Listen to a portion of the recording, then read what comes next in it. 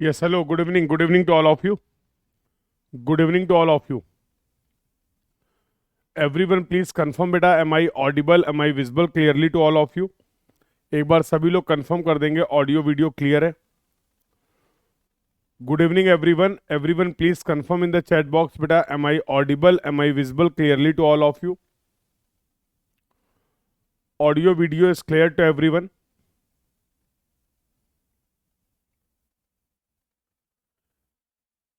एक बार सभी लोग कंफर्म कर देंगे बेटा, ऑडियो वीडियो क्लियर है. Good evening to all of you. Good evening Bhavik.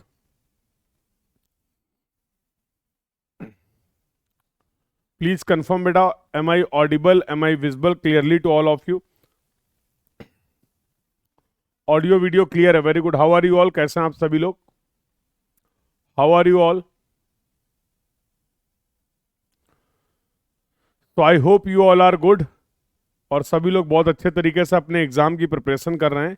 और यहाँ पर हम लोग डिस्कशन कर रहे हैं अपने सर्वेइंग के क्रैश कोर्स का. तो सर्वेइंग के क्रैश कोर्स में अगर मैं बात करूं, पूरे सर्वेइंग को हम लोगों ने दो पार्ट में डिवाइड किया था. अपने सिलेबस को हम लोगों ने दो पार्ट में डिवाइड किया था. One was the basic surveying and another was the modern surveying. Yes. तो from the introductory part, chain surveying, tape surveying, compass surveying, theodolite surveying, plane table surveying, tacheometry survey, triangulation survey, all these survey comes under the basic surveying as per our syllabus. और कुछ topic हैं जो हमारे syllabus का part हैं, जो कि हैं मॉडर्न सर्वेइंग से related, like photogrammetry, GPS, GIS and remote sensing. So first, आज की क्लास में हम लोग क्या कंप्लीट करने वाले हैं? First we will cover one more basic element of the basic surveying. एक छोटा सा चैप्टर है, कुछ इंपॉर्टेंट बातें हैं जो आपको पता होनी चाहिए. ऑलरेडी इसके बारे में हम लोग पहले भी डिस्कशन कर चुके हैं. We will have some more discussion. और हम लोग बातचीत करेंगे एरर्स एंड एक्यूरेसी की. और then we are moving towards our new segment, that is the modern surveying. और यहाँ पर बातचीत करेंगे फोटोग्रामेट्री सर्वेइंग की. GATE exam point of view से अगर बात करें, जिसके लिए क्रैश कोर्स आपका डिजाइन किया गया है, तो फोटोग्रामेट्री से हर साल आप कम से कम 1 से 2 नंबर का प्रॉब्लम एक्सपेक्ट कर सकते हैं. तो in your GATE 2023 also you will get a question from the photogrammetry survey. और यहां से दोनों ही तरीके के क्वेश्चन बनते हैं, 1 mark problem and 2 mark problem. So from that point of view we will have the discussion of the photogrammetry survey. तो first we will cover, today we are going to cover 2 topics. एक topic complete करेंगे और एक topic आज हम लोग start करेंगे. ठीक है. One topic we are going to complete, that will be the error and accuracy. और नेक्स्ट जो टॉपिक हम लोग स्टार्ट करने वाले हैं मॉडर्न सर्वेइंग से, वो आपका होने वाला फोटोग्रामेट्री. ठीक है. So should we start our discussion को स्टार्ट किया जाए. Should we start our discussion बेटा? So let's start the discussion, and before starting the class, let me introduce myself for those who are new to this class or watching this class first time. So I am Kshitish Sachan. I have completed my MTech in structures, qualified GATE multiple time with good rank, and this is my best GATE rank, that is AIR 30. Subject जो मैं आप लोग के साथ discuss करने वाला हूं, I will deal with the transportation engineering and surveying. ये दो सब्जेक्ट मैं आपके साथ डिस्कस करूंगा from your GATE ESC exam point of view. ये जो कोर्स आपका चल रहा है क्रैश कोर्स, इसकी जो टाइमिंग है वो 6:30 to 8:30 PM है. सभी के सभी क्लासेस यूट्यूब पर अवेलेबल हैं. तो यूट्यूब से आप लाइव और रिकॉर्डेड फॉर्म में क्लासेस अटेंड कर सकते हैं. और अगर क्लास के नोट्स और डीपीपी की बात करें, तो वो आपको मिल जाएंगी पीडब्ल्यू के ऐप पर. तो दिस इज द डिटेल जहां से आप क्लास को एक्सेस कर सकते हैं और नोट्स और डीपीपी को एक्सेस कर सकते हैं. ये जो क्लासेस है बेटा आपकी मंडे टू फ्राइडे होने वाली हैं. मंडे टू फ्राइडे ये बैच के क्लासेस हैं. Timing is 6:30 to 8:30 PM. चलिए, तो पहला टॉपिक जो हम लोग कंप्लीट करने वाले हैं, that is going to be the errors and accuracy. कितने तरीके की एरर होती हैं, वेट का क्या कंसेप्ट होता है, एमपीवी क्या होता है, and we will also discuss about the laws of weight. तो ये 4 सब टॉपिक्स हैं जो हम लोग यहाँ पर कंप्लीट करेंगे एरर्स एंड एक्यूरेसी में. Listen carefully. बहुत बेसिक और बहुत फ्रिक्वेंट तो नहीं, बट कभी कभार आपको क्वेश्चंस यहाँ से इस टॉपिक से देखने को मिलते हैं. मतलब मीन्स अगर आप 20 साल के लास्ट 20 ईयर्स की बात करेंगे तो you will find they have ask 1 और 2 क्वेश्चन फ्रॉम दिस टॉपिक। तो 1 से 2 क्वेश्चन आए हुए हैं और उसी पॉइंट ऑफ व्यू से कुछ इंपॉर्टेंट टॉपिक्स का डिस्कशन हम लोग करेंगे, ताकि अगर यहाँ से फिर से कोई क्वेश्चन आता है तो you should be at the position कि आप उस क्वेश्चन को अटेम्प्ट कर पाए। ठीक है, चलिए तो फिर आगे बातचीत कर लेते हैं बेटा। तो देखो टाइप्स ऑफ एरर, हम लोगों ने ऑलरेडी बात कर रखी सोर्सेज ऑफ एरर की। बोलो कोई भी सर्वे वर्क आप कर रहे हैं उसमें किन किन सोर्सेज से एरर हो सकती है, किन किन सोर्सेज से एरर हो सकती है। तो ह्यूमन एरर हो सकती है, यस और नो। जैसे आपने ऑब्जर्वेशंस को गलत पढ़ लिया, गलत लिख लिया, तो जो सर्वेयर की गलतियों की वजह से, सर्वेयर की गलतियों की वजह से जो हमारे मेजरमेंट्स में गलतियां हो रही हैं उनको हम लोग बोलने वाले हैं ह्यूमन एरर। उनको हम लोग बोलने वाले हैं बेटा यहाँ पर ह्यूमन एरर। कुछ एरर हमारे मेजरमेंट में इंट्रोड्यूस हो सकती हैं due to the faulty instrument, due to the faulty instrument, due to the faulty instrument. For example आप टेलीस्कोप जो यूज कर रहे हैं थर्डोलाइट में, आपने लाइन ऑफ कोलिमिनेशन को परफेक्टली हॉरिजॉन्टल करने के लिए बबल ट्यूब में बबल को सेंटर में कर लिया। जैसे ही बबल सेंटर में आ गया, आपने ये बोला कि सर अब जो टेलीस्कोप है उसकी लाइन ऑफ साइट जो है या कोलिमिनेशन जो लाइन ऑफ कोलिमिनेशन है वो परफेक्टली हॉरिजॉन्टल है, और आपने स्टाफ रीडिंग मेजर करना शुरू कर दिया। You have started taken the staff readings, but actual में इंस्ट्रूमेंट में फॉल्ट होने की वजह से बबल को सेंटर में देखने के बावजूद भी आप ये इंश्योर नहीं कर पा रहे हैं, या ऐसे बोल सकते हैं बबल हमारा लेवल ट्यूब में सेंटर में है, उसके बाद भी लाइन ऑफ साइट जो है वो परफेक्टली हॉरिजॉन्टल नहीं है, इट इज इंक्लाइंड। तो ऐसी कंडीशन में बेटा जो भी आप स्टाफ रीडिंग्स लेने वाले हैं, आपको नहीं लगता वो स्टाफ रीडिंग्स इनकरेक्ट होंगी? बोलिए, आपको नहीं लगता है वो स्टाफ रीडिंग्स? भाई हमें जो करेक्ट स्टाफ रीडिंग चाहिए that is corresponding to the line of collimation, the line of should be perfectly horizontal while taking the staff readings. लेकिन जो स्टाफ रीडिंग आप इंक्लाइंड लाइन ऑफ साइट से ले रहे हैं वो तो इनकरेक्ट वैल्यू होगी ना। तो ये जो मेजरमेंट में एरर आ रही है, ये जो स्टाफ रीडिंग्स में एरर आ रही है, this error is due to the faulty instrument, this error is due to the faulty instrument. तो इसको हम लोग बोलते हैं, ऐसी एरर को हम लोग बोलते हैं instrumental error. Natural source of error, जैसे आपने बात किया था सैग की, लोकल अट्रैक्शन की प्रॉब्लम है, सैग की प्रॉब्लम है, स्लोप की प्रॉब्लम है, कर्वेचर और रिफ्रैक्शन। लेवलिंग में हम लोगों ने बात किया था कर्वेचर और refraction, all these are the natural sources of error. और इनकी वजह से जो भी एरर्स हो रही हैं, क्या हम उनको नेचुरल एरर्स बोल सकते हैं? क्या हम उनको नेचुरल एरर्स बोल सकते हैं, यस और नो? बोलिए बेटा। सो हम लोगों ने बात कर ली बेटा ह्यूमन एरर की, इंस्ट्रूमेंटल एरर की और नेचुरल एरर की। ठीक है, अब दो टर्म है इंपॉर्टेंट जो समझने आपको, एक है प्रिसीजन और एक है एक्यूरेसी। एक है प्रिसीजन और एक है एक्यूरेसी। जनरली हम इसमें कंफ्यूज हो जाते हैं, इसलिए यहां पर जरा समझने की कोशिश करते हैं कि प्रिसीजन का मतलब क्या होता है और एक्यूरेसी का मतलब क्या होता है। केवल पहली लाइन को ध्यान से पढ़िए, degree of perfection used in the measurement. कितने परफेक्शन से कोई मेजरमेंट आप परफॉर्म कर रहे हैं, कितने परफेक्शन से कोई आप मेजरमेंट परफॉर्म कर रहे हैं, वो डिफाइन करेगा आपका प्रिसीजन ऑफ द मेजरमेंट। अब परफेक्शन कैसे इंप्रूव कर सकते हैं, किसी भी मेजरमेंट में हम परफेक्शन को कैसे इंप्रूव कर सकते हैं? तो आपके पास तरीका है कि आप हाई क्वालिटी के सफिस्टिकेटेड इंस्ट्रूमेंट्स को यूज करिए, स्किल्ड सर्वेयर को यूज करिए। सर्वे करने का जो प्रॉपर तरीका है, करेक्ट वे है for the collection of the data, for correct doing the measurement, you should follow the correct approach, correct method, yes और नो? तो अगर हम इन सभी चीजों पे ध्यान देते हैं, हाई क्वालिटी का इंस्ट्रूमेंट यूज कर रहे हैं, स्किल्ड सर्वेयर, एक्सपीरियंस सर्वेयर को यूज कर रहे हैं और बिल्कुल सही तरीके से अपने मेजरमेंट्स परफॉर्म कर रहे हैं, तो क्या हम ये बोल सकते हैं कि जो भी रिजल्ट्स होंगे that are going to be precise? बोलिए। तो how you can define the precision? How you can define the precision? It is the degree of perfection used in the measurement. तो सर फिर एक्यूरेसी क्या होता है, आपने क्या परफेक्शन यूज किया और क्या आपके एंड रिजल्ट है।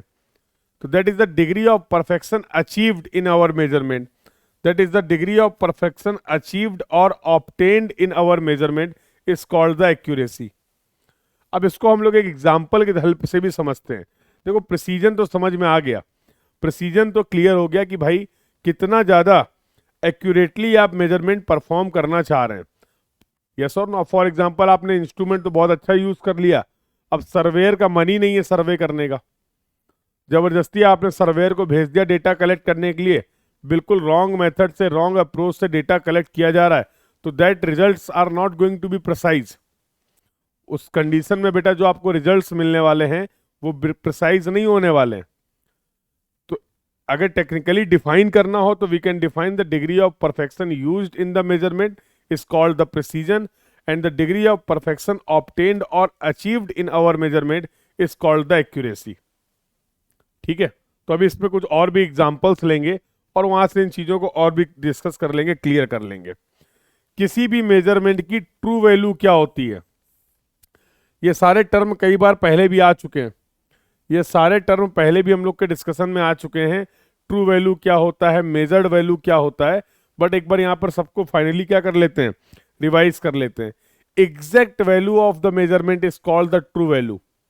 Exact value of this exact value of the measurement is called the true value. आगे एक लाइन और लिखी हुई है कि it is an ideal value which can not be achieved. It is the ideal value which can not be achieved. Measured value क्या होती है, एक टर्म यहां पर मैं और यूज कर देता हूं, मेजर्ड वैल्यू, यहीं पे डिस्कस कर लेते हैं। तो मेजर्ड वैल्यू क्या होती है, अरे जो वैल्यू हम मेजर करके बता रहे हैं, जो value linear measurement, angular measurement, the value measured by us is known as the measured value. जो वैल्यू सर्वेयर रिपोर्ट कर रहा है मेजरमेंट की, उसको क्या हम बोल सकते हैं, मेजर्ड वैल्यू। एक टर्म यहां पर और लिखा हुआ है, that is the most probable value, इसके बारे में भी बात करेंगे। तो जरा एक बार पहले ट्रू वैल्यू और मेजर्ड वैल्यू का गेम समझ लेते हैं। ट्रू वैल्यू और मेजर्ड वैल्यू का गेम समझ लेते हैं, समझो जरा। लेट्स टेक स्टोरी, सुनो। स्टोरी सुनने में तुम्हें मजा आता है तो लो सुनो स्टोरी। ये पॉइंट ए है, ये पॉइंट बी है, ये मेरा घर है और ये तुम्हारा घर है। ये मेरा घर है, तुम्हारा घर है, हम दोनों लोग के घर हैं, आसपास है मान लो। मैं जानना चाहता हूं कि इन दोनों घर के बीच में, इन दोनों पॉइंट के बीच में कितनी डिस्टेंस है, इन दोनों पॉइंट के बीच में कितनी डिस्टेंस है। तो इसके लिए क्या मुझे कुछ लीनियर मेजरमेंट्स परफॉर्म करने पड़ेंगे, बोलो बेटा हाँ या ना। इसके लिए क्या मुझे, अगर if I want to know the distance of A B, I have to perform certain linear measurement, कुछ लीनियर मेजरमेंट्स परफॉर्म करने पड़ेंगे, यस और no. We need to measure this horizontal distance between the point A and B, we need to measure the horizontal distance between the point A and B.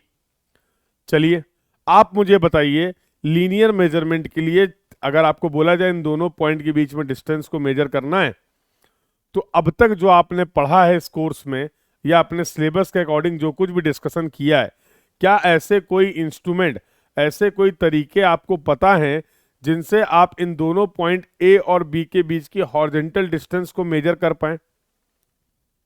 बताइए, क्या आप इन दो point A और B की बीच की horizontal distance को major कर सकते हैं?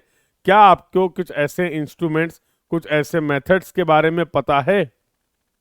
What ever we have discussed till now, अब तक इस कोर्स में जो भी हम लोगों ने बात की है उसके बेसिस पे क्या आप मुझे ये बता सकते हैं how we can measure this distance A B?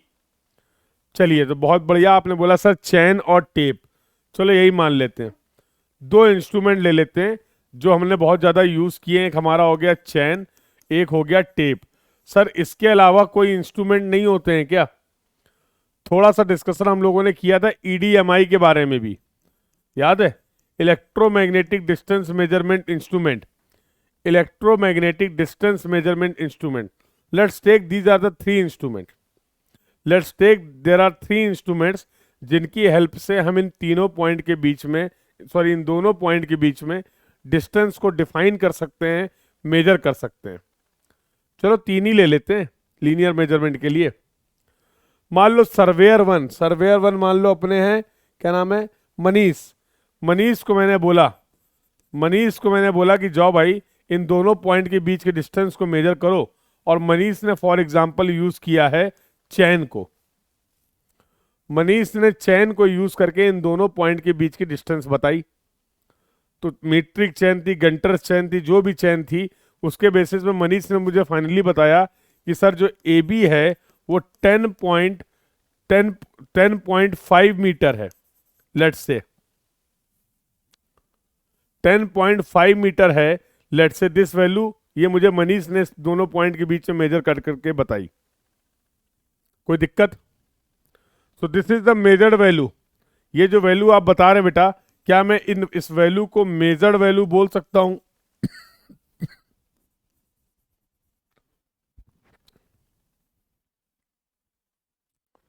क्या मैं इसको मेजर्ड वैल्यू बोल सकता हूं? चलो अगला मैंने बोला भाविक को कि भाविक भाई तुम जाओ और तुम ये ए बी डिस्टेंस मेजर करके लाओ।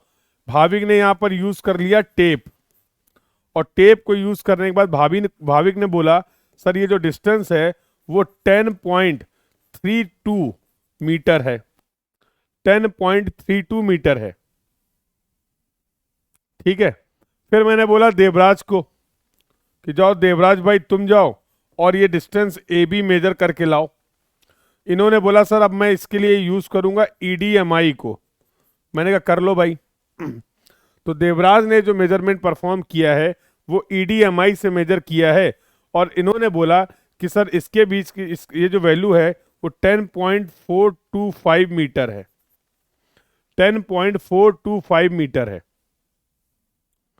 कहना इससे all these are the measured value. मुझे बस तुम इतना बता दो कि इन्हीं दो फिक्स पॉइंट के बीच में डिस्टेंस अलग अलग कैसे हो सकती है। सवाल ये है मेरा, सर्वेयर अलग है, इंस्ट्रूमेंट अलग है, तो ये वैल्यू भी अलग आ रही है। क्या ये प्रैक्टिकली पॉसिबल है कि किन्हीं दो फिक्स पॉइंट के बीच में डिस्टेंस की वैल्यू अलग अलग आए? बोलो। हाँ बिल्कुल पॉसिबल है, बिल्कुल आ रही है।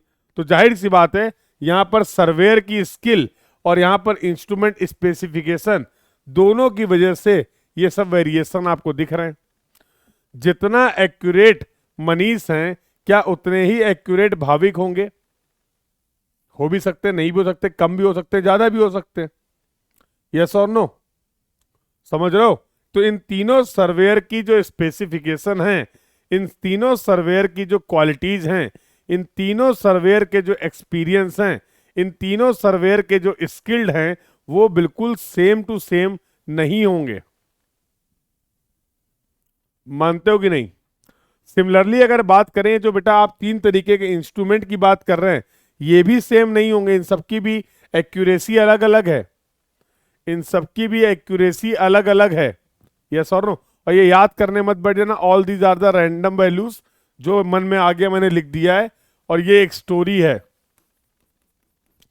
और ये एक एग्जाम्पल है, इसको याद करने मत बैठ जाना।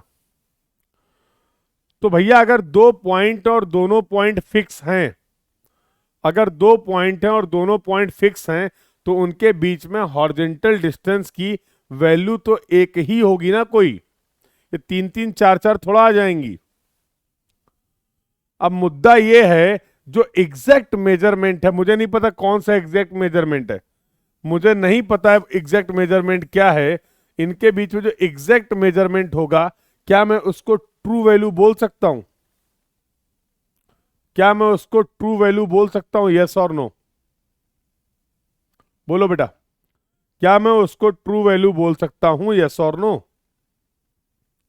बिल्कुल बोल सकता हूं। अब मुद्दा यह है कि सर ये सवाल ये ट्रू वैल्यू हमें पता कहां से चलेगी? ये ट्रू वैल्यू हमें पता कहां से चलेगी? इसके लिए हमने एक टर्म डिफाइन कर दिया। हमने क्या बोला कि ये जो ट्रू वैल्यू है, इसको ये आइडियल वैल्यू है और इसको मेजर कर पाना संभव नहीं है। इसको हम अचीव कर पाए ये संभव नहीं है। तो अब मैं बोलूं भाई, अब हम इन दोनों पॉइंट के बीच में 3 तरीके की डिस्टेंस तो नहीं बताएंगे, आंसर तो एक ही बताएंगे ना। इसके लिए बेटा हम डिफाइन करते हैं, हम मान के चलते हैं जो एमपीवी है, एमपीवी का फुल फॉर्म क्या है, मोस्ट प्रोबेबल वैल्यू। हम ये नहीं बोल रहे हैं कि ये ट्रू वैल्यू है, हम ये बिल्कुल नहीं बोल रहे हैं कि जो एमपीवी है वो ट्रू वैल्यू है, but we are considering MPV as the true value of the measurement. We are considering MPV as the most probable value as the true value of the measurement. बात समझ में आ गई कि नहीं? अरे मोस्ट प्रोबेबल वैल्यू, हम ये कह रहे हैं कि जो वैल्यू हम आपको बता रहे हैं, एमपीवी वैल्यू आपको बता रहे हैं, वो ट्रू वैल्यू हो, इस बात की संभावनाएं सबसे ज्यादा हैं। एग्जैक्ट तो वो भी नहीं है, एग्जैक्ट तो वो भी नहीं है। ये बात क्लियर हो गई सभी को? ये बात क्लियर हो गई बेटा सभी को, यस और नो? तो all these are your measured value, this is the measured value 1, this is the measured value 2 and this is the measured value 3। Clear है? तो सर अब ये एमपीवी कैसे डिफाइन किया जाए, सर इस पे कुछ बात कर लीजिए और दिखाएं। तो एमपीवी क्या बोला गया, मोस्ट प्रोबेबल वैल्यू। तो it is that value of the quantity for which the chances of being true value, for which the chances of being true value is more. और इसको कैलकुलेट करते हैं बेटा on the basis of principle of least square. तो हर measurement के जो error हैं, हर measurement के जो एरर हैं, हर मेजरमेंट के जो एरर हैं उनको स्क्वायर करके लीस्ट कर दो, उसके बेसिस पे आप एमपीवी को डिफाइन कर सकते हैं। कैसे करेंगे जरा देखिए। प्रिंसिपल ऑफ लीस्ट स्क्वायर बोलता क्या है, तो MPV is that value of the quantity for which sum of the square of error is minimum, sum of the square of error is minimum. तो एग्जांपल के लिए अगर मैं बोलूं, हमने मल्टीपल मेजरमेंट किए, जैसे x1 x2 x3, ये देखो ये मेजरमेंट आपने बोल दिया सर ये x1 है, ये x2 है, ये x3 है, बोल सकते हैं। ये तीनों मेजरमेंट आपने एक ही लाइन के लिए किए हैं, और ये तीनों मेजरमेंट अगर एक्यूरेट नहीं है तो क्या इन तीनों मेजरमेंट में कोई ना कोई एरर होगी? बिल्कुल होगी। सर कैसे डिफाइन कर सकते हैं एरर? तो ये तो हम पहले से ही जानते हैं, error is going to be the measured value minus true value, error is going to be the measured value minus true value. तो अगर आपने 3 मेजरमेंट फॉर एग्जांपल किए तो एमपीवी जो होगा वो कुछ नहीं होगा, इनका एवरेज होगा। एमपीवी जो होगा वो कुछ नहीं होगा, इनका क्या होने वाला है, एवरेज। तो देखो पहले मेजरमेंट में जो एमपीवी एरर है, मेजर्ड वैल्यू ट्रू वैल्यू का स्क्वायर, और एमपीवी को ही हम लोग कंसीडर कर रहे हैं as the true value of the measurement, as the true value of the measurement. तो पहले मेजरमेंट की एरर का स्क्वायर, दूसरे मेजरमेंट में एरर का स्क्वायर, तीसरे मेजरमेंट में एरर का स्क्वायर एंड सो ऑन।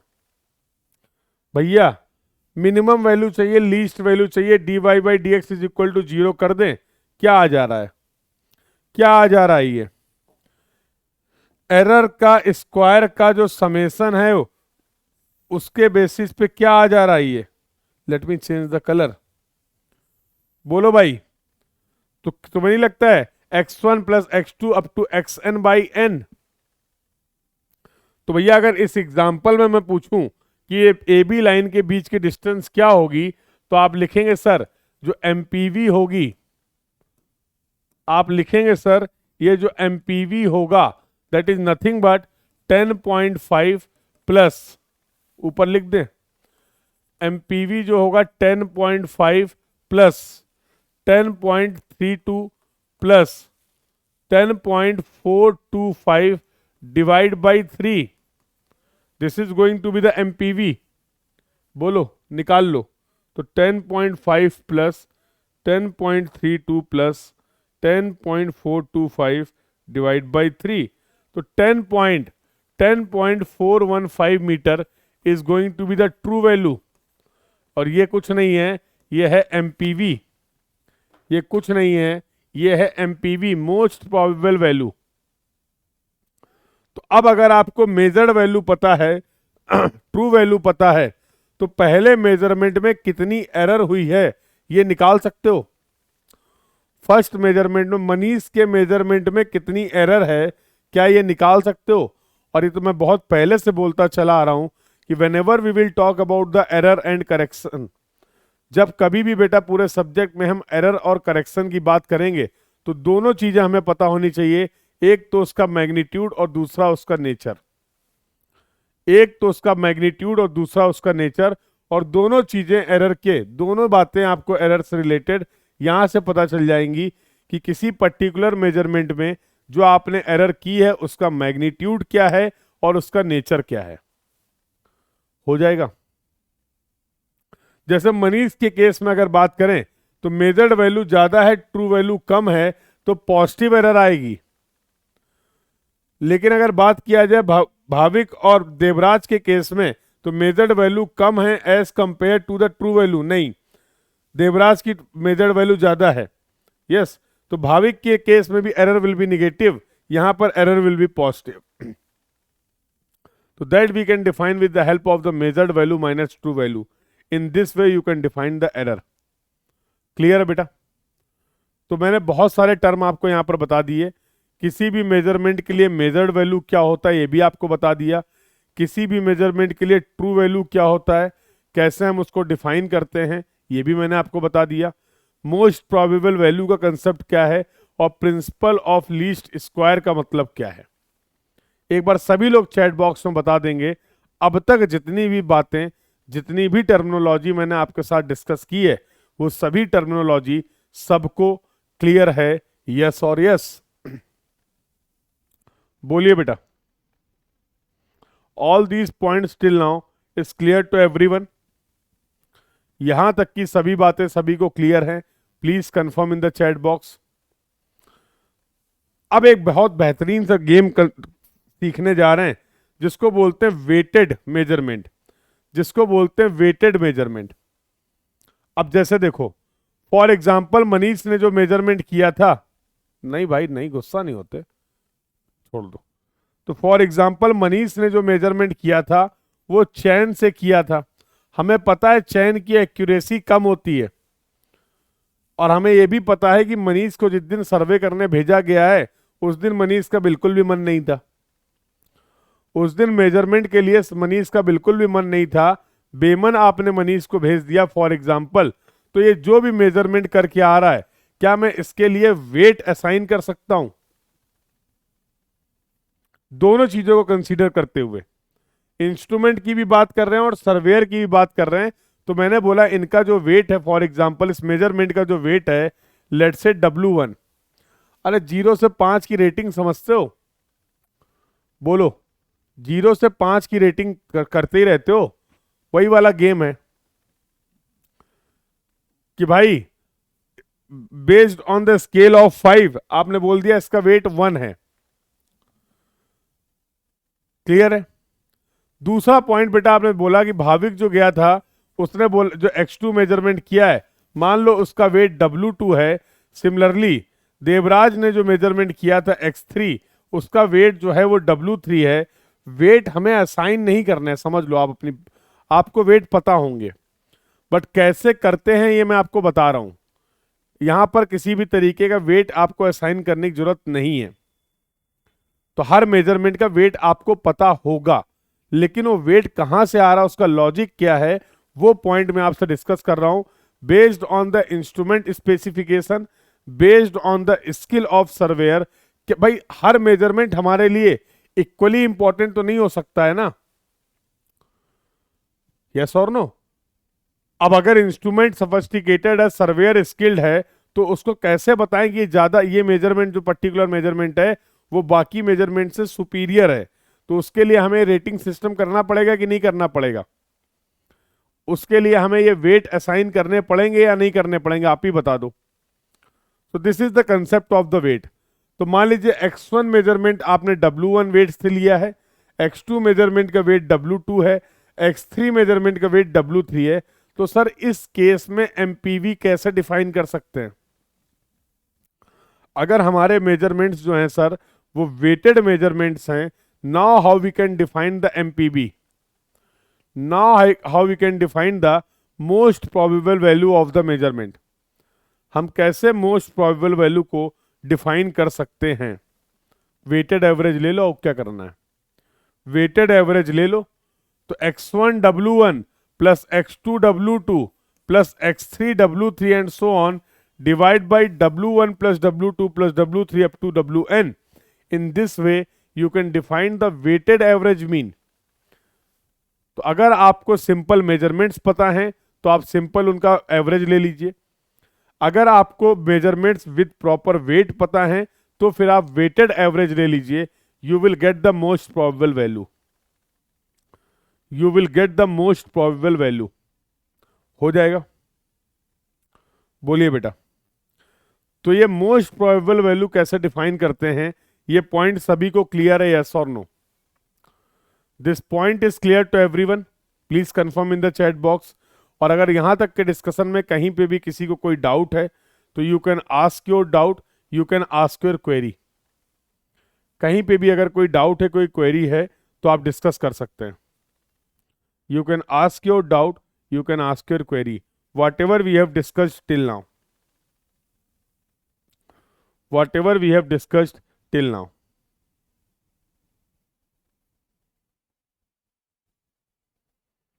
चलें फिर आगे बातचीत करें, चलें बेटा आगे मूव करें। Should be move further. अब ये जो वेट हैं, अब यहां पर कुछ चीजें आपको समझनी। जिस भी मेजरमेंट में एरर कम है, जिस भी मेजरमेंट में एरर कम है, ऐसे मेजरमेंट का वेट हम ज्यादा रखेंगे, ऐसे मेजरमेंट का हम वेट ज्यादा रखेंगे। तो क्या मैं बोल सकता हूं weight and errors are inversely proportional to each other? Weight and errors are, अब कोई एक ऐसा मेजरमेंट है जिसमें एरर बहुत ज्यादा है, we will assign the less weight. उस मेजरमेंट के लिए हमने कम वेट असाइन कर रखा है। वेट क्या बता रहा है? इंपॉर्टेंस बता रहा है उस मेजरमेंट की, इंपॉर्टेंस बता रहा है उस मेजरमेंट की, कितनी एरर है, कितना एक्यूरेट है मेजरमेंट, ये आपको पता चल जाएगा with the help of the weight, with the help of the weight. तो मान लो दो प्रोडक्ट हैं ए एंड बी, दो प्रोडक्ट हैं ए और बी। ये मोबाइल 1 है, मोबाइल ए है, ये मोबाइल 2 है। खरीदना है तुम्हें, तुमने इसकी रेटिंग दिखाई, देखा गया 1.2 और इसकी रेटिंग आ रही 4.2, क्या करोगे? मान लो सेम फीचर, सेम बजट, सब कुछ सेम है, दो आपके पास ऑप्शन अवेलेबल थे, तो कैसे बताओगे कि नहीं नहीं ये वाला अच्छा है? ये वेट दिया हुआ है ना, इसका ये वेट दे रखा गया है ना, ये वेट दे रखा गया है ना, समझ गए बेटा? तो ऐसे मल्टीपल मेजरमेंट्स जो आपने परफॉर्म किए हैं, उनके एरर्स के बेसिस पे क्या हम वेट को असाइन कर सकते हैं? जिस मेजरमेंट में एरर कम है, for that we will assign the more weight, for that we will assign the more weight. तो ये कंसेप्ट था, ये कंसेप्ट था। आ जाओ भाई, कुछ खास है नहीं। अब यहां से डिस्कशन स्टार्ट होता है। इन वेट के कुछ लॉ हैं, इन वेट के कुछ लॉ हैं जो हमें समझने। अब ये लॉ क्या हैं समझेंगे, बट थोड़ा सा पहले, इसके पहले एक थोड़ी सी कहानी सुना देता हूं। जैसे मान लो दो मेजरमेंट हैं, दो मेजरमेंट है x1 और x2। x1 मेजर, आपने कोई दो पॉइंट A और B थे, इनके बीच की डिस्टेंस को मेजर किया। x1 है 5 मीटर और x2 है 7 मीटर, मान लो दो मेजरमेंट आपने करे x1 x2, ठीक है। इसके लिए मान लीजिए आपने वेट असाइन किया W1 जो है वो 2 है, और इसके लिए जो वेट असाइन किया मान लीजिए W2 जो है वो 3 है। We have perform the two measurement, we have perform the two measurement, yes और नो? और दोनों मेजरमेंट का मुझे मेजरमेंट की वैल्यू भी पता है और साथ साथ इनके वेट भी पता है। अब अगर मुझसे पूछा जाए कि मैं इन दो मेजरमेंट को ऐड करना चाहता हूं, अगर मैं पूछूं कि बेटा इन दो मेजरमेंट को अगर मैं ऐड करूं तो क्या आंसर आएगा, कोई मुझे बता पाएगा? इन दो मेजरमेंट को अगर हम ऐड कर देते हैं तो आंसर क्या आएगा? For this example, what will be the answer of x1 plus x2? क्या आंसर आएगा बेटा? अरे दो मेजरमेंट थे, दो लेंथ थी, एक 5 मीटर की लेंथ थी, एक 7 मीटर की लेंथ थी। इन दोनों को अगर मुझे ऐड करने को बोल दिया जाए तो what will be the result? तो रिजल्ट की वैल्यू क्या होगी? तो हम बोल सकते हैं सर रिजल्ट की वैल्यू होगी 12 मीटर। बिल्कुल सही बात है, रिजल्ट की वैल्यू होगी 12 मीटर। बिल्कुल सिंपल सी बात है सर, ये कैसी बच्चों वाली बातें कर रहे हैं? हाँ? ये तो मैं कर ही सकता था। ठीक है चलिए, आप ये कर सकते थे, मैंने मान लिया। बेटा मेरा सवाल ये है कि ये जो रिजल्ट आया है आपका, इसका वेट कितना होगा? ये जो रिजल्ट आया है इसका वेट कितना होगा?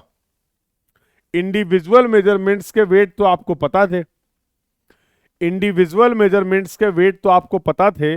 जो फाइनली आपका रिजल्ट आ रहा है एडिशन करने पे, इसका वेट क्या होगा? तो क्या हम वेट, जैसे हम लोगों ने मेजरमेंट किया है, क्या हम वैसे वेट को भी ऐड कर दें? क्या हम वैसे वेट को भी ऐड कर दें? बोलिए, क्या उसी तरीके से हम वेट को भी ऐड कर सकते हैं? जब आपने मेजरमेंट ऐड कर दिए हैं तो वेट को भी ऐड कर दीजिए। ऐसा नहीं होगा, ऐसा नहीं होगा। In this way we can not define the weight of the result. In this way we can not define the weight of the result. तो कैसे डिफाइन करें? उसी के लिए तो लॉ पढ़ना है। देखो, तो कुछ लॉज हैं रिलेटेड टू द वेट, वो लॉ आपको समझने, और इन्हीं लॉ के बेसिस पे आप अपने रिजल्ट का वेट कैलकुलेट कर सकते हैं। जानना चाहोगे ये लॉ? जानने में इच्छा है क्या? इन लॉज ऑफ वेट को जानने के लिए आप इंटरेस्टेड हैं, इच्छुक हैं? बताइए, बताइए। Are you interested to know about these laws of weight? बोलो, अरे बोलो भाई। तो जब कभी भी दो मेजरमेंट, अब यहां पे मैंने एग्जांपल लिया लीनियर मेजरमेंट का, ये एंगुलर मेजरमेंट भी हो सकते थे, ये θ1 और θ2 भी हो सकते थे, ये दो एंगल्स भी हो सकते थे। यस और नो? तो भैया लॉ एडिशन और सब्सट्रैक्शन से रिलेटेड जो लॉ है उसको जरा समझिए। इन्होंने बोला एडिशन की पहले बात करते हैं, पहले एडिशन की बात करते हैं। अगर हम दो क्वांटिटी को ऐड करना चाह रहे हैं, दो मेजरमेंट को ऐड करना चाह रहे हैं, तो रिजल्ट जो आएगा वो x1 प्लस x2 आएगा, जो कि हमने करके भी देखा, कि मेजरमेंट को ऐड करने पे जो रिजल्ट आ रहा है वो x1 प्लस x2 आ रहा है। लेकिन अगर आपको इस रिजल्ट का वेट असाइन करना है तो वो होगा 1/1 W1 प्लस 1/W2। अगर आप दो क्वांटिटीज को, तीन क्वांटिटीज को, चार क्वांटिटीज को, पांच मेजरमेंट को ऐड कर रहे हैं तो रिजल्ट तो सिंपल आ जाएगा x1 plus x2 plus x3 up to xn। But जो रिजल्ट आ रहा है बेटा उसका वेट क्या होने वाला?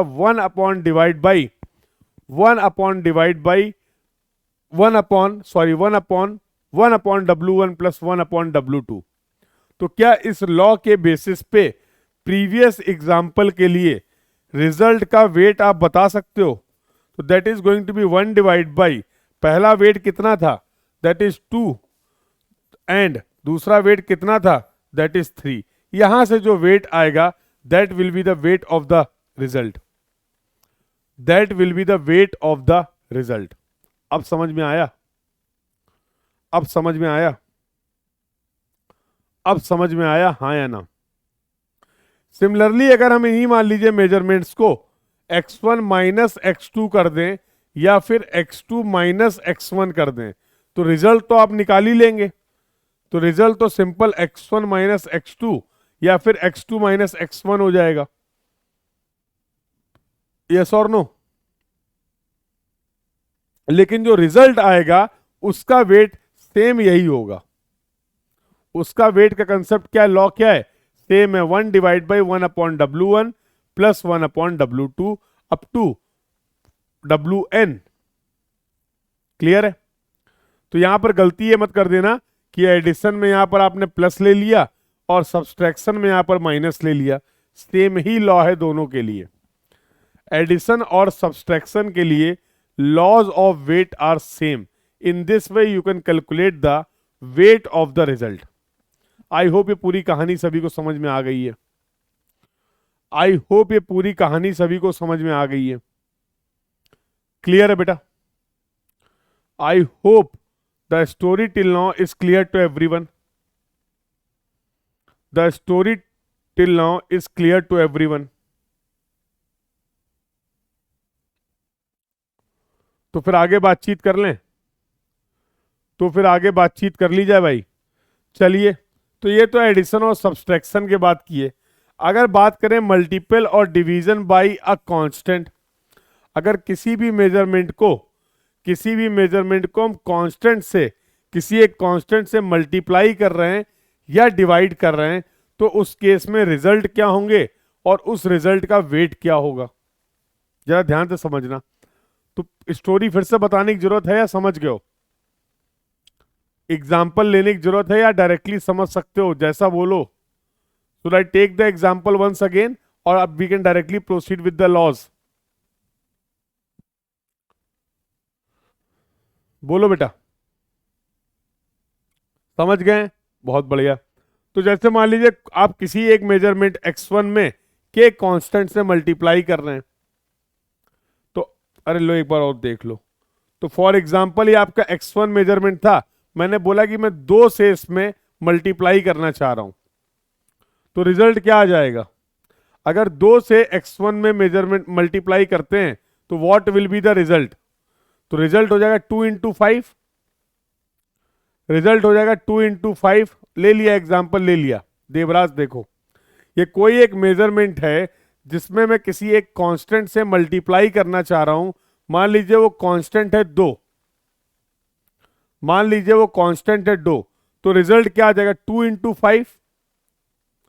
यस और नो? इस मेजरमेंट का वेट था W1, तो जो हमारा रिजल्ट आ रहा है 2 × 5, उसका वेट कितना होगा? उसका वेट कितना होगा? इतना होगा। अगर आप कांस्टेंट से मल्टीप्लाई कर रहे हैं तो वेट में स्क्वायर से डिवाइड कर दीजिए। अगर आप कांस्टेंट से डिवाइड कर रहे हैं तो वेट में कांस्टेंट के स्क्वायर से मल्टीप्लाई कर दीजिए, तो आपको रिजल्ट का वेट मिल जाएगा।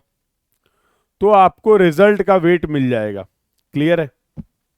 आराम से देख लो, तसल्ली से देख लो, समझ लो। कहीं कोई डाउट हो क्लियर कर लो, नहीं हो तो कंफर्म कर दो, ताकि आगे बातचीत करी जाए, ताकि आगे बातचीत करी जाए।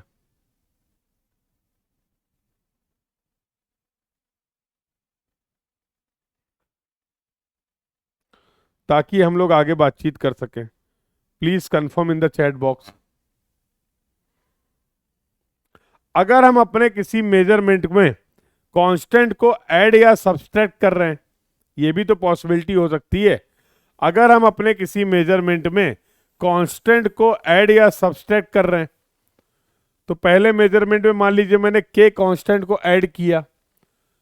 कांस्टेंट को ऐड करने में और सब्सट्रैक्ट करने में, या मेजरमेंट को कांस्टेंट से सब्सट्रैक्ट करने में, रिजल्ट के वेट में कोई फर्क नहीं पड़ेगा। जैसे अगर x1 5 मीटर था, इसका वेट मान लीजिए W1 जो था वो 2 मीटर था। अगर मैं कांस्टेंट 2 को इसमें ऐड करता हूं तो रिजल्ट तो आ जाएगा 7 मीटर। रिजल्ट तो आ जाएगा 7 मीटर, लेकिन उस 7 मीटर का वेट अभी भी क्या रहेगा? 2 ही रहेगा। उस 7 मीटर का वेट अभी भी क्या रहेगा? 2 ही रहेगा। क्लियर है? बोलिए बेटा। तो यहां से भी क्वेश्चन आते हैं लॉज ऑफ वेट। एक सवाल अब तक पूछा गया गेट में, इससे रिलेटेड कहो तो मैं बता दूं, और अगला जो सवाल पूछा जाएगा कहो तो वो भी बता दूं। क्या सवाल गेट में आया है ये मैं बता दूं, और अगला किस तरीके का सवाल यहां से पूछा जाएगा कहो तो वो भी बता दूं। और सब कुछ ठीक रहा तो गेट 2023 में ही ये सवाल आपको देखने को मिलेगा। यकीन मानो, दिल बोलता है तो सही बोलता है। फिर बता दें, अब दिल बोल रहा है मेरा, है दिल की है आवाज, तो सुन लिया जाए। और देखें, तो यहां से बेटा जो सवाल आया हुआ है वो एक सवाल तो ये आया हुआ है, पहले जो आया हुआ वो देख लो, फिर आगे देखेंगे। बहुत कठिन सवाल था ये, गेट में सवाल आया हुआ है। बोल रहा 3 मेजरमेंट है x1 x2 और x3। वाह, 3 मेजरमेंट है x1 x2 और x3। इनका जो वेट है वो W1 W2 और W3 है। अगर इन तीनों मेजरमेंट को ऐड कर दिया जाए, अगर इन तीनों मेजरमेंट को ऐड कर दिया जाए तो जो भी रिजल्ट आएगा इसका वेट क्या होगा, जो भी रिजल्ट आएगा इसका वेट क्या होगा। ये सवाल ऑलरेडी गेट में आ चुका है, ये सवाल ऑलरेडी गेट में आ चुका है, ये सवाल ऑलरेडी गेट में आ चुका है। बिल्कुल भी नहीं बता पाएंगे सर, ये पूछना क्या चाह रहा, हम तो यही नहीं समझ पाए। इस सवाल को का आंसर दे पाना तो हमारे लिए पूरी तरीके से असंभव है। ऐसा तो नहीं लग रहा है, बोलो भाई, ऐसा तो नहीं लग रहा है। चलो चैट बॉक्स में तुम्हें लिखने में दिक्कत हो रही होगी शायद, मैं लिख देता हूं, तुम बता देना सही है कि नहीं, यही लिख रहे थे कि नहीं। तो रिजल्ट का जो वेट होगा will be 1/1 W1 plus 1/W2 plus 1/W3। हाँ या ना, हाँ या ना, यही लिखना चाह रहे थे। What will be the weight of the result? What will be the weight of the result?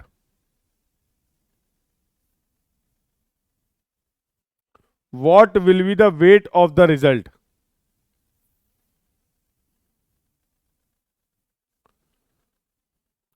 ये सवाल आ चुका है, कैसा सवाल आएगा सर ये भी बता दीजिए, कैसा सवाल आ सकता है सर ये भी बता दीजिए। अब देखो जितना मुझे आता था मैंने तुम्हें सब बता दिया, ये सवाल अब तुम्हें सॉल्व करना है। कह रहा है एक एंगुलर मेजरमेंट किया है 45 डिग्री का। अब ये मत सोचना कि ऐसे ही डेटा आ जाएगा, बाद में पता लगा कह रहे हो सर आपने तो ये बोला था, वहां पर तो 47 डिग्री लिखा हुआ था, वहां पर तो 47 पॉइंट डिग्री 30 मिनट 10 सेकेंड लिखा हुआ था। ऐसी बातें मत करना भाई। तो बोलेगा एक कोई मेजरमेंट किया था आपने, एंगुलर मेजरमेंट 45 डिग्री, इसका जो वेट था वो 4 था। अगर एक कांस्टेंट 3 से इसमें मल्टीप्लाई किया गया, अगर एक कांस्टेंट 3 से इसमें मल्टीप्लाई किया गया तो जो भी रिजल्ट आएगा उसका वेट क्या होगा। कुछ इस तरीके का सवाल, कुछ इस तरीके का सवाल आप बता सकते हैं। What will be the answer for this question? If we have performed one angular measurement and that measurement was 45 degree, weight of that measurement was 4, we have multiplied that measurement with a constant k, what will be the weight of the result? What will be the weight of the result? तो मेरे हिसाब से तुम यही कर रहे हो। अगर मैं सॉल्यूशन की बात करूं तो हम अपने मेजरमेंट x1 में अगर k से मल्टीप्लाई करते हैं तो रिजल्ट का जो वेट होता है वो होता है x1 बाई के स्क्वायर या फिर W1 बाई के स्क्वायर, यही होता है। तो W1 है भाई हमारा कितना 4, k कितना है k 3 का स्क्वायर 4/9। हमें तो चाहिए इसके लिए कैलकुलेटर, तुम अपना देख लो। तो ये जो वेट आ रहा है that is going to be 0.44, that is going to be 0.44। सही है, सही है। तो ऐसा मेरा दिल बोल रहा है कि you can expect a question from this topic, और वो जो होगा that will be related to your multiplication and division.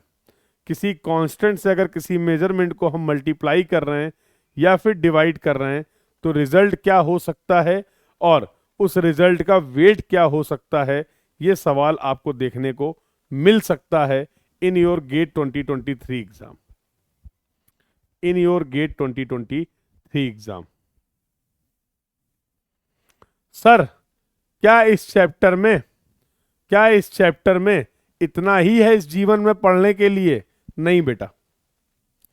तो सर आपने इतना ही क्यों पढ़ाया?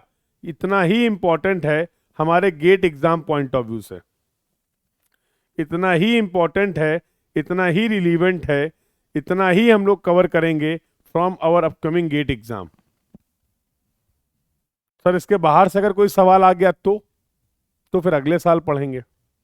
इसके बाहर से अगर कोई सवाल आ जाएगा तो फिर अगले साल पढ़ेंगे।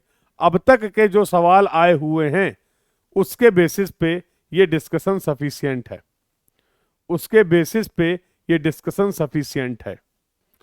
तो यहां पर हम लोग अपने इस डिस्कशन को क्या करेंगे, पूर्ण विराम लगाएंगे। टॉपिक था एरर्स एंड एक्यूरेसी, टॉपिक था एरर्स एंड एक्यूरेसी। चलें आगे बातचीत करें।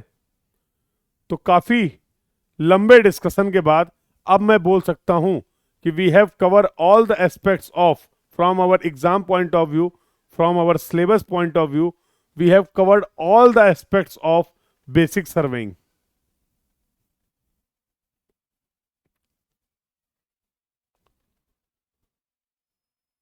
ठीक है। सो बेसिक सर्वेइंग के बाद अब हम लोग एंट्री करने जा रहे हैं मॉडर्न सर्वेइंग। बहुत कम पढ़ेंगे लेकिन जितना पढ़ेंगे सॉलिड पढ़ेंगे। तो अगर बेटा मॉडर्न सर्वेइंग की बात करें तो मॉडर्न सर्वेइंग में हमें बातचीत करनी है। पहला जो टॉपिक होगा वो होगा फोटोग्रामेट्री सर्वे, पहला और सबसे ज्यादा इंपॉर्टेंट भी। बाकी तो बस ऐसे मन रखने के लिए पढ़ लेंगे हम लोग, सिलेबस में भी ऐसे ही लिखा हुआ है। बेसिक्स ऑफ जीपीएस तो है नहीं, फिर भी बता देंगे, जीपीएस, जीआईएस और remote sensing. Now we are left with these topics only, now we are left with these topics only. Detail में जो बातचीत होगी इन सभी मॉडर्न सर्वेइंग में, कंपैरेटिवली सबसे ज्यादा डिटेल में हम लोग बातचीत करने वाले हैं फोटोग्रामेट्री सर्वेइंग के बारे में। और जनरली यहीं से आपका 2 नंबर का सवाल देखने को मिलता है गेट में, यहां से आपको 2 नंबर का सवाल मिल सकता है upcoming GATE 2023, upcoming GATE 2023 exam में भी। क्लियर है? अरे आज इतना ही बस, अरे तुम लेट आए हो। 2 टॉपिक बताए ना, बोला कि एक टॉपिक खत्म करेंगे और दूसरा टॉपिक स्टार्ट करेंगे, तो अभी तो एक खत्म कर पाए। तो we have just completed the topic that was errors and accuracy. अब हम लोग बातचीत स्टार्ट करेंगे अपने नेक्स्ट टॉपिक की, that is the photogrammetry survey. कुछ खास है नहीं देखो। तो फोटोग्रामेट्री सर्वे होता क्या है, कुछ इसकी बेसिक टर्मिनोलॉजी और टाइप्स ऑफ फोटोग्राफ, ये टॉपिक हम लोग आज की क्लास में कंप्लीट करने की कोशिश करेंगे। तो we will try to complete these 3 topics, types of photogrammetry, basic terms of the photogrammetry, और बात करेंगे टाइप्स ऑफ एरियल फोटोग्राफ। ठीक है, बोलो भाई। फोटोग्रामेट्री किसका पार्ट है? तो सर्वेइंग का ही पार्ट है। फोटोग्रामेट्री है किसका पार्ट? अरे भैया फोटोग्रामेट्री है तो सर्वेइंग ही। और सर्वेइंग का मतलब क्या होता था? सर्वेइंग का मतलब क्या होता? मतलब थोड़ा बदल जाएगा, तरीका बदल रहा है, तरीका बदल रहा है, मतलब थोड़ा बदल जाएगा। सर्वेइंग का मतलब होता है कलेक्शन ऑफ डेटा। क्यों करते थे डेटा का कलेक्शन? ये सब भी तुम्हें पता है, ये सब तुमने पढ़ रखा बेसिक सर्वेइंग के केस में। So what do you mean by the photogrammetry surveying? Now we will collect, now we will collect the data, now we will collect the data. वही उद्देश्य हैं, वही ऑब्जेक्टिव हैं कि हम मैप बना पाए। बट अब अगर एरिया लार्ज है और बेसिक सर्वेइंग, चैन सर्वे, टेप सर्वे, मान लो 20 किलोमीटर बाई 20 किलोमीटर का एरिया है, मान लो 10 किलोमीटर बाई 10 किलोमीटर का एरिया है, अब उसमें हमें करना है हा? तो क्या बोले, अब अगर आपको बेटा उस डेटा को कलेक्ट करना है, उस फीचर को कवर करना है, तो मुझे नहीं लगता कि बेसिक सर्वेइंग से अगर हम जाएंगे तो हमें बहुत ज्यादा टाइम लग जाएगा। और जैसे जैसे हमारे मेजरमेंट की लेंथ इंक्रीज करेगी, जैसे जैसे हमारे मेजरमेंट का एरिया इंक्रीज करेगा, आपको नहीं लगता है जो पहला एजम्पशन तुमने ले रखा था कि we are not considering the effect of the curvature of earth, तो अगर लेंथ ज़्यादा होगी, अगर एरिया ज़्यादा होगा, तो वो एरर का मैग्नीट्यूड भी तो इंक्रीज करेगा। तो इतना टाइम नहीं है लार्ज एरिया को कवर करने के लिए, और अब तक जो हमने पढ़ रखा है उससे अगर हम मेजरमेंट करेंगे तो उन मेजरमेंट्स में एरर भी बहुत होगी, उन मेजरमेंट्स में एरर भी बहुत होगी। तो अब बातें होंगी एडवांस लेवल की, अब बातें होंगी मॉडर्न लेवल की। कर लें। 90% सिलेबस है जो आपके किसी भी टेक्निकल एग्जाम की अगर बात करें बेटा, तो वो डील करता है बेसिक सर्वेइंग से। ये भी बता देता हूं, ये जो छोटा छोटा तुमने लिख दिया है ना, इनमें पूरे पूरे कोर्स हैं एमटेक और पीएचडी के, ये भी बता दे रहे हैं। तो रिमोट सेंसिंग, जीपीएस, जीआईएस, 2 साल एमटेक करो, 6 साल पीएचडी करो, मन करे तो 2 साल का पोस्ट डॉक और कर लेना। कंटेंट इतना है, बट अब यहाँ सब कुछ अभी कर लेंगे क्या? सब यही कर लें? बोलो भाई। तो यहाँ पर हम केवल बेसिक फिलॉसफी समझना चाह रहे हैं। बिल्कुल बिल्कुल, मतलब जितना कंटेंट है शायद आप उसका 1%, 1% तो बहुत बोल दिया मैंने। आपका जो सिलेबस का पार्ट है वो शायद 0.1% ही है, हमें उतना ही जानना है। जान लेंगे, फिर जान लेंगे, ठीक है। चलो भाई, तो अब हम डेटा को कलेक्ट करेंगे, लेकिन अब गेम वैसा नहीं होगा कि chain, tape, tacheometer, plane table, alidade, plumb bob लेके घूम रहे हैं। ना ना ना, अब बातें होंगी advance. So now we will collect the data with the help of the photograph. Now we will collect the data with the help of the photograph. अरे कभी कहीं घूमने जाते हो तो यादें वापस लेके आते हो कि नहीं आते हो? जब कहीं कहीं घूमने जाते हो तो खूब फोटो तो खींचते हो कि नहीं खींचते हो? बोलो। फिर कभी कभी जब याद आती है चीजों की तो वही फोटो देखते हो कि नहीं देखते हो? यादें ताजा हो जाती हैं, यस और नो? बोलो भाई, यस और नो? तो अल्टीमेटली कलेक्ट तो आपने डेटा ही किया, अल्टीमेटली कलेक्ट तो आपने डेटा ही किया। अब वो डेटा मैनुअल मेथड की जगह आपने फोटोग्राफ से कलेक्ट कर लिया, क्या दिक्कत है? मैनुअल मेथड की जगह फोटोग्राफ से कवर कर लिया, कलेक्ट कर लिया, क्या प्रॉब्लम है? तो समझ में आ गया फोटोग्रामेट्री सर्वेइंग है ही क्या। तो आजकल किसी फंक्शन वंक्शन में जाओगे, शादी बारातों में जाओगे, तो देखते होगे फोटोग्राफी चल रही होती, वीडियोग्राफी, ड्रोन चल रहा होता, ड्रोन देखा है? बोलो। तो तुम्हारे एक एक मूवमेंट पे नजर होती है, ये बिल्कुल मत सोचना कोई नहीं देख रहा है, ऊपर वाला सब देख रहा है। हाँ? तुम्हारे सर के आसपास जो घूमता रहता है ड्रोन, वो क्या कर रहा है? अल्टीमेटली डेटा ही तो कलेक्ट कर रहा है, अल्टीमेटली वहां का पूरा डेटा ही तो कलेक्ट किया जा रहा है। Are you getting this point? So that data we are not collecting manually. That data we are collecting with the help of certain instruments, or you can say with the help of the precise instruments, advanced instruments, sophisticated instruments. Yes or no? तो इन चीजों से related कोई भी practical आपके अभी तक पूरी बात कर रहे थे सर्वेइंग में हम लोग प्रैक्टिकल की, आपके सिलेबस के अकॉर्डिंग इनका कुछ भी प्रैक्टिकल आपको करने को नहीं मिलेगा, पार्ट ही नहीं है आपके सिलेबस का। अभी समझ में आ जाएगा क्यों। एयरक्राफ्ट चाहिए, फोटोग्राफी के लिए हमें यहां पर चाहिए एयरक्राफ्ट। लैब में मंगवा लें, कॉलेज की लैब में, बताओ हैं? तो अब बस बेसिक अंडरस्टैंडिंग समझनी है आपको, और वो मैं सारी चीजें आपको समझा दूंगा, ध्यान से सुनना है। बेटा 2 तरीके की फोटोग्रामेट्री भी होती है, ये सब कहानी मैंने लिख दी है, ये सब आपको पता है। 2 तरीके की फोटोग्रामेट्री होती है, ये कुछ एडवांटेज और डिसएडवांटेज की बात कर रहे हैं। अगर हम कंपेयर करें फोटोग्रामेट्री सर्वे को as compare to the basic surveying techniques, तो क्या एडवांटेज और क्या डिसएडवांटेज हैं ये भी देख लो। तो फोटोग्रामेट्री से जब आप डेटा कलेक्ट करोगे तो कवर कर सकते हो आप लार्ज एरिया को। डिसएडवांटेज की अगर बात करें, चीजें अब इतनी आसान नहीं है कि लिया प्लम बॉब और कर दी सेंटरिंग, हो गया? ना ना ना, फोटोग्राफ को लेने में अपने आप में एक कला है। फोटोग्राफ को क्लिक करना, डेटा को कलेक्ट करना, ये एक इंपॉर्टेंट टास्क है। सबसे ज्यादा इंपॉर्टेंट क्या है? उस फोटोग्राफ से डेटा को एक्सट्रैक्ट करना।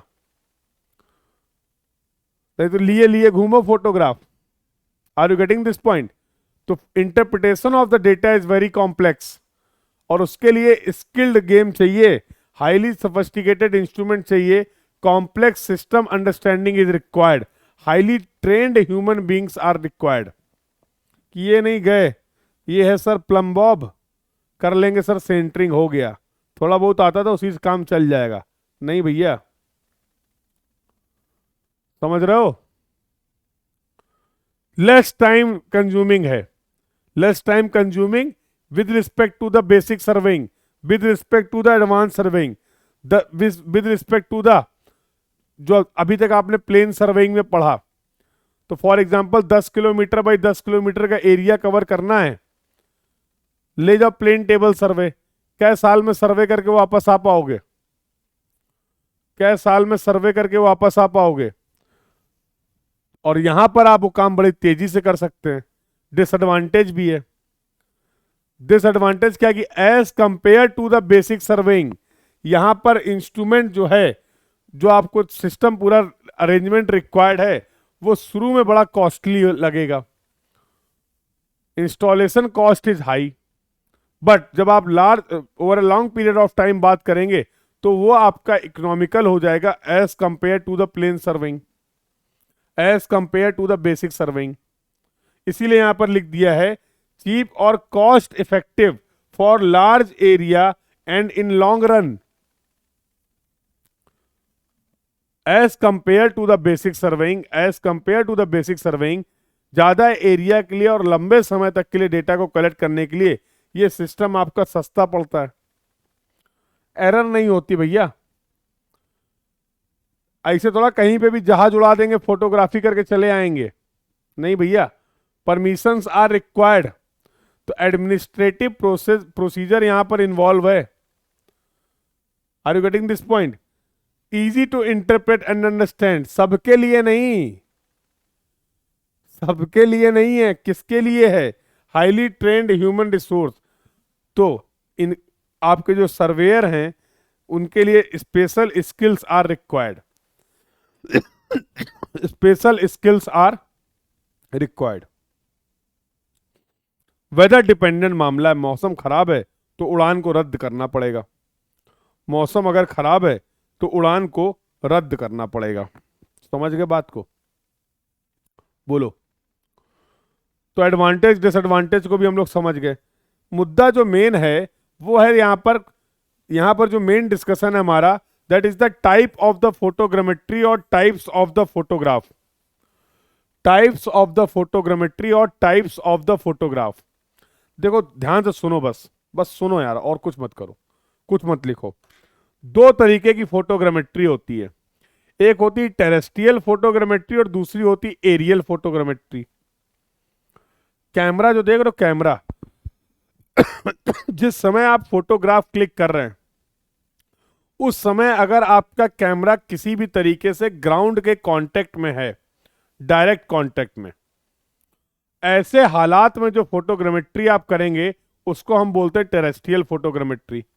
मतलब मान लीजिए सर एक बिल्डिंग है, उस बिल्डिंग में जाके 25वें फ्लोर में खड़े होकर ऐसे फोटो खींच रहे हैं हम, 25वें फ्लोर में जाके छत में बिल्कुल जाके टॉप में जाके ऐसे फोटोग्राफ क्लिक कर रहे हैं, तो सर ये जो फोटोग्रामेट्री है ये टेरेस्ट्रियल फोटोग्रामेट्री होगी कि एरियल फोटोग्रामेट्री होगी? आप ही बताओ। तुम एक बिल्डिंग के टॉप पे खड़े हुए हो, वहां से डेटा को कलेक्ट कर रहे हो, वहां से फोटोग्राफ्स क्लिक कर रहे हो, वो टेरेस्ट्रियल फोटोग्रामेट्री होगी वो या एरियल फोटोग्रामेट्री होगी? अभी तो बताया। At the time of exposure अगर ये किसी भी तरीके से ग्राउंड से डायरेक्टली कनेक्टेड है तो ये टेरेस्ट्रियल फोटोग्रामेट्री होगी, ना कि एरियल फोटोग्रामेट्री। एक गुब्बारा लिया, गुब्बारा, बलून, बलून जानते हो, बलून लिया, बलून, बलून में लगा दिया कैमरा और इसमें भर दी बढ़िया हवा, कौन सी भरते थे बचपन में, पता ही होगा। हाँ, लाइट गैस हीलियम, छोड़ दो इसको, जान दो, आजाद है ये, जाने दो। डेटा ये लगातार कैप्चर कर रहा है, ग्राउंड स्टेशन को भेज रहा है, कौन सी फोटोग्रामेट्री हो गई। अभी एग्जांपल दिया ड्रोन का। At the time of exposure camera कहां पर है, एयर में है भैया, एयर में। कैमरा कहां पर है, एयर में है। ऐसे हालात में जो फोटोग्रामेट्री आप कर रहे हैं उसको हम लोग बोलते हैं एरियल फोटोग्रामेट्री। हमारा जो डिस्कशन है बेटा, हमारा जो डिस्कशन है, अपने जो सिलेबस की चाहत है, वो चाहते हैं कि आपको ज्यादा से ज्यादा पता हो एरियल फोटोग्रामेट्री के बारे में। तो सर आप बता रहे हैं फोटोग्रामेट्री लिखा हुआ फोटोग्राफ, ये क्या बात है। अरे टेरेस्ट्रियल फोटोग्रामेट्री से जो फोटोग्राफ्स मिलेंगी उनको हम लोग बोलते हैं टेरेस्ट्रियल फोटोग्राफ। एरियल फोटोग्रामेट्री से जो फोटोग्राफ्स मिलेंगी उनको हम लोग बोलते हैं एरियल फोटोग्राफ। खुश, हाँ या ना, बोलते रहो भाई। यहां तक की सभी बातें सभी को क्लियर हैं, यहां तक की सभी बातें सभी को क्लियर हैं। तो फिर कुछ और आगे बातचीत कर ली जाए। If the discussion till now is clear to everyone we can move further. तो मेन जो डिस्कशन है, चलो, तो जैसे अगर बात करें सर टेरेस्ट्रियल फोटोग्रामेट्री कौन सा इंस्ट्रूमेंट यूज करते हैं, फोटो थियोडोलाइट। टेरेस्ट्रियल फोटोग्रामेट्री के लिए सर कौन सा इंस्ट्रूमेंट यूज करते हैं, फोटो थियोडोलाइट। थियोडोलाइट के बारे में तो हम लोग ऑलरेडी जानते हैं। इसमें एक फीचर और है कि अब ये फोटोग्राफ भी क्लिक कर सकता है, कैमरा लगा हुआ, देखो ये कैमरा लगा रखा है। तो थियोडोलाइट को ही फिट कर दिया कैमरा के साथ, ये जो इंस्ट्रूमेंट बन गया इसको बोल दिया गया फोटो थियोडोलाइट। तो टेरेस्ट्रियल फोटोग्रामेट्री में जो आप इंस्ट्रूमेंट यूज करते हैं इसको बोलते हैं, इसको हम लोग बोलते हैं फोटो थियोडोलाइट। क्लियर है। बट हमें तो पता ही है कि टेरेस्ट्रियल फोटोग्रामेट्री के बारे में हमें कम बातचीत करनी है। हमें यहां पर ज्यादा बातचीत किसके बारे में करनी है, that is related to the aerial photogrammetry. ये देखो एक एयरक्राफ्ट है, ये देखो एक एयरक्राफ्ट है और यहां पर लगा हुआ कैमरा। कराएं इसका, कॉलेज वाले सर्वे लैब करवा दें, इतनी इच्छाएं हो तो नहीं है। इसका सर्वे लैब तो नहीं करना चाह रहे हो, सर फील्ड विजिट कराइए। अरे हम तो नहीं करा पाएंगे, पहले बता देना। हाँ, इस लेवल पे अभी हम तो नहीं करा पाएंगे। तो ये है एरियल फोटोग्रामेट्री। यहां कहीं हमारा एक्सपोजर स्टेशन है जहां से फोटोग्राफ क्लिक की जा रही है, और ये ग्राउंड का एरिया है, ये ग्राउंड है जो हम इस फोटोग्राफ से इसका डेटा को कलेक्ट कर रहे हैं। सर्वे करने में मजा आता है, आता होगा, हाँ बिल्कुल आता होगा। तो एयरक्राफ्ट इज फिटेड और mounted with the camera. Aircraft move कर रहा है, लगातार फोटोग्राफ्स क्लिक की जा रही हैं, ये जो फोटोग्राफी हो रही है इसको बोलते हैं एरियल फोटोग्रामेट्री। इसको बोलते हैं एरियल फोटोग्रामेट्री। समझ गए हो, समझ गए हो।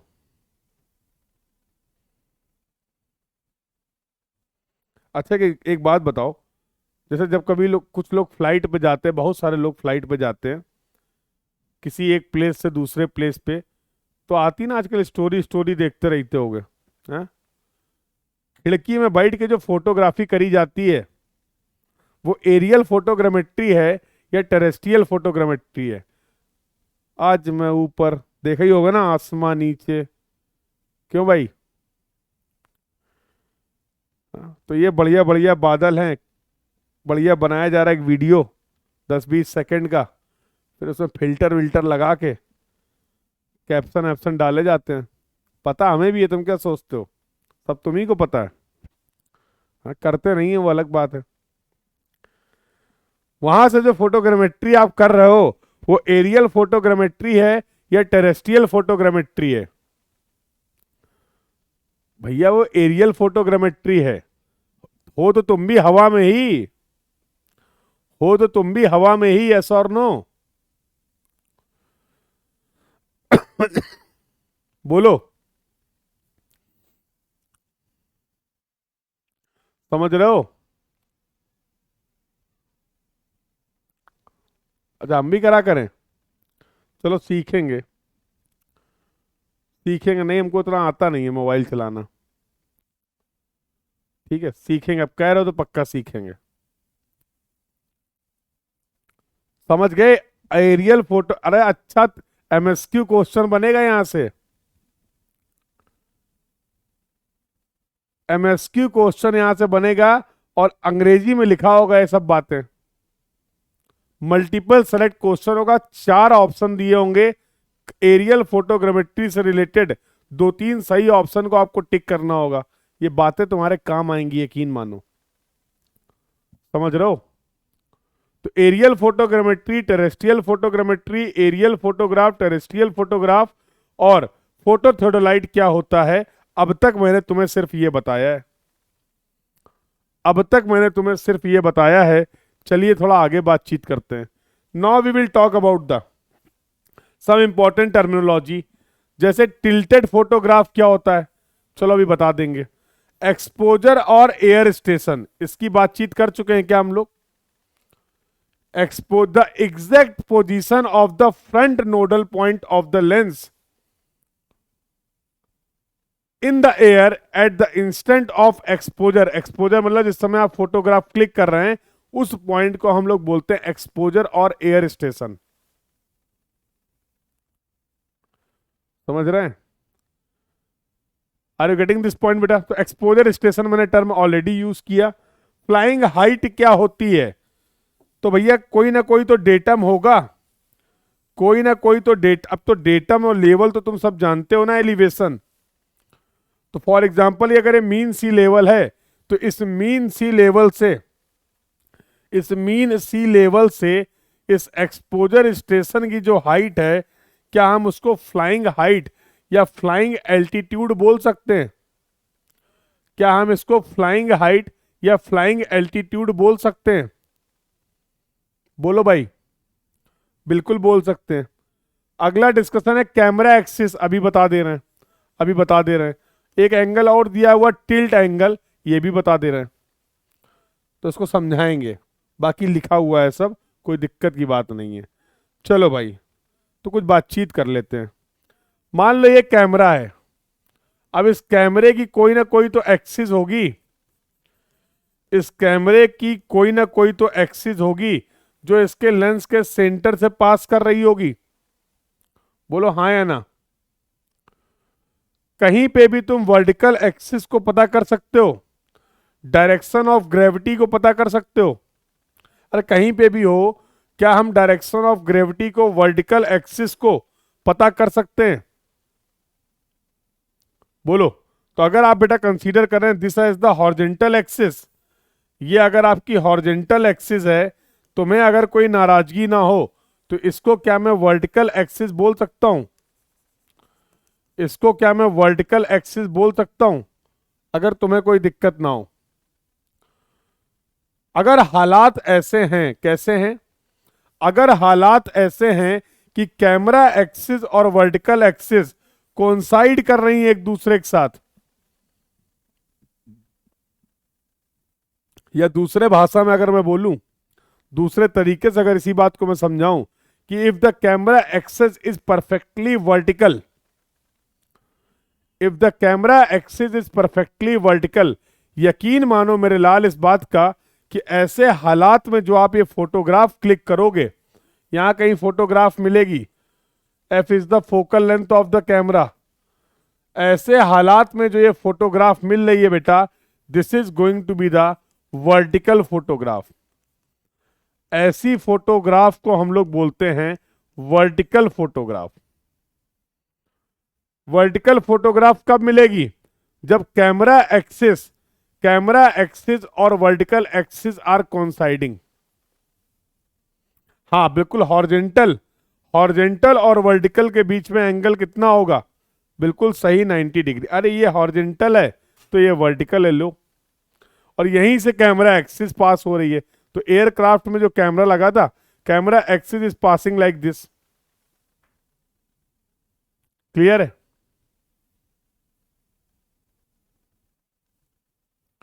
क्लियर है बेटा? तो if the camera axis and the vertical axis are passing और कोइंसाइडिंग, इस सिचुएशन में जो फोटोग्राफ आप क्लिक करने वाले हैं that is going to be the perfect vertical photograph. थोड़ा मन की आंखों से सोच के और समझ के और देख कर मुझे बताओ, अगर किसी भी जगह की हम परफेक्ट वर्टिकल फोटोग्राफी करते हैं तो मैं नहीं लगता है that is going to be the true orthographic projection of that field. भैया अगर आपने किसी भी जगह की परफेक्ट वर्टिकल फोटोग्राफ ले ली तो वो उस जगह का मैप हो जाएगा। If you are taking the perfect vertical photograph of any feature, that photograph will represent the true map of that field और फीचर। ऐसा कह सकते हैं कि नहीं कह सकते? ऐसा कह सकते हैं कि नहीं कह सकते? सर हमारा एयरक्राफ्ट किसी हाइट में मूव कर रहा है, 2-4-5 किलोमीटर की स्पीड से तो मूव भी नहीं करेगा, एयरक्राफ्ट है। विंड का इतना ज्यादा इफेक्ट रहेगा, क्या ये प्रैक्टिकली पॉसिबल है कि हम अपने कैमरा एक्सिस को परफेक्टली वर्टिकल मेंटेन कर पाएं? तो डिफिकल्ट तो है यार, डिफिकल्ट तो है। तो तुम्हें नहीं लगता है हमारी कैमरा एक्सिस की पोजीशन परफेक्ट वर्टिकल ना होके कुछ और भी हो सकती है? परफेक्ट वर्टिकल ना होके कुछ और भी हो सकती है। तो let's take one more example. For example this is going to be the vertical axis. ये तो भैया तुम्हारी वर्टिकल एक्सिस है, लेकिन कैमरा इस बार खेल गया, कैमरा इस बार खेल गया and let's say this is going to be the camera axis. Let's say this is going to be the camera axis. तुम्हें नहीं लगता अब इनके बीच में एक एंगल हम देख पा रहे हैं? अब इनके बीच में एक एंगल हम देख पा रहे हैं। इसी प्यारे से एंगल को बोलते हैं टिल्ट एंगल। इसी प्यारे से एंगल को बेटा हम लोग बोलते हैं टिल्ट एंगल। बता दो कि मुझे टिल्ट एंगल क्या होता है? It is the angle between the vertical axis and the camera axis. It is the angle between the vertical axis and the camera axis. Clear है? This point is clear to everyone? Yes or no?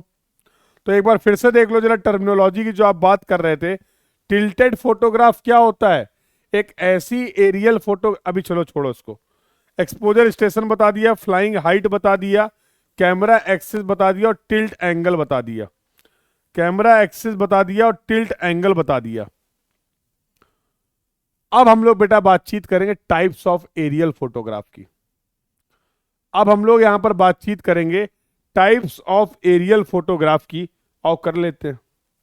ये देखो vertical axis, तो यहां पर vertical axis, vertical photograph के case में tilt angle कितना होगा? टिल्ट एंगल कितना होगा? 0 होगा। कोइंसाइड कर रहा भैया, यही वर्टिकल एक्सिस है और यही एक्सिस ऑफ कैमरा है।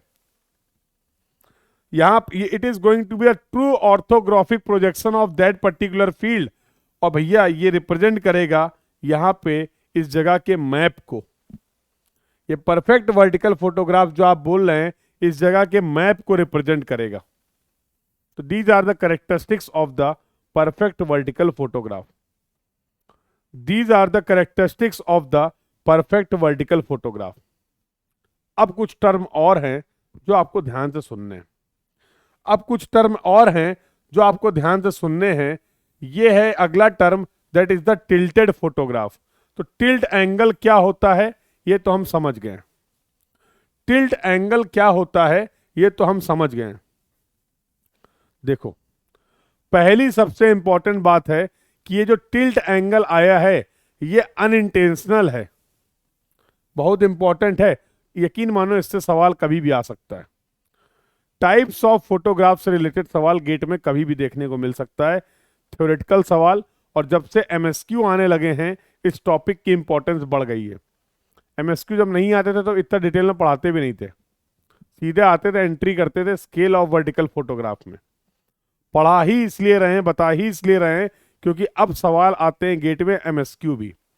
4 स्टेटमेंट लिख देगा सही धूड़ो, समझ रहे हो? चारों की डेफिनेशन लिख देगा कुछ चेंजेस के साथ, नहीं पता है 0 नंबर, पता है तो 1-2 नंबर मिल जाएंगे। तो वर्टिकल फोटोग्राफ को तो हम लोगों ने डिफाइन किया, tilt angle should be equal to 0।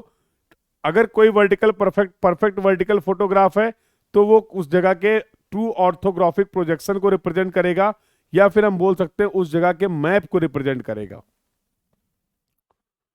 Tilted photograph को आप कैसे डिफाइन कर रहे हैं?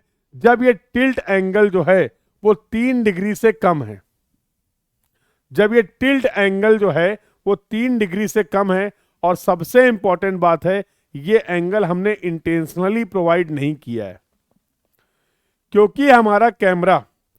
क्योंकि हमारा एयरक्राफ्ट किसी हाइट पे मूव कर रहा है, विंड का इफेक्ट है, an number of factors are there, जिसकी वजह से कैमरा की एक्सिस को परफेक्ट वर्टिकल रख पाना थोड़ा सा मुश्किल है।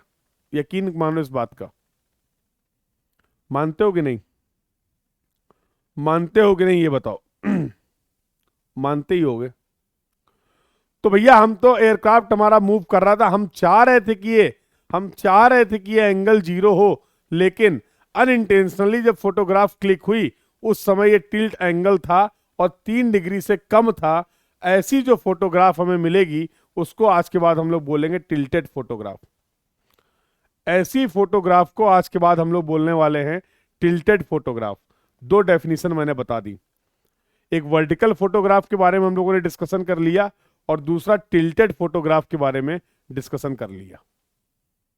2 पॉइंट इंपॉर्टेंट है, tilt angle should be less than 3 degree, और ये जो टिल्ट आ गया है दैट इज अनइंटेंशनल।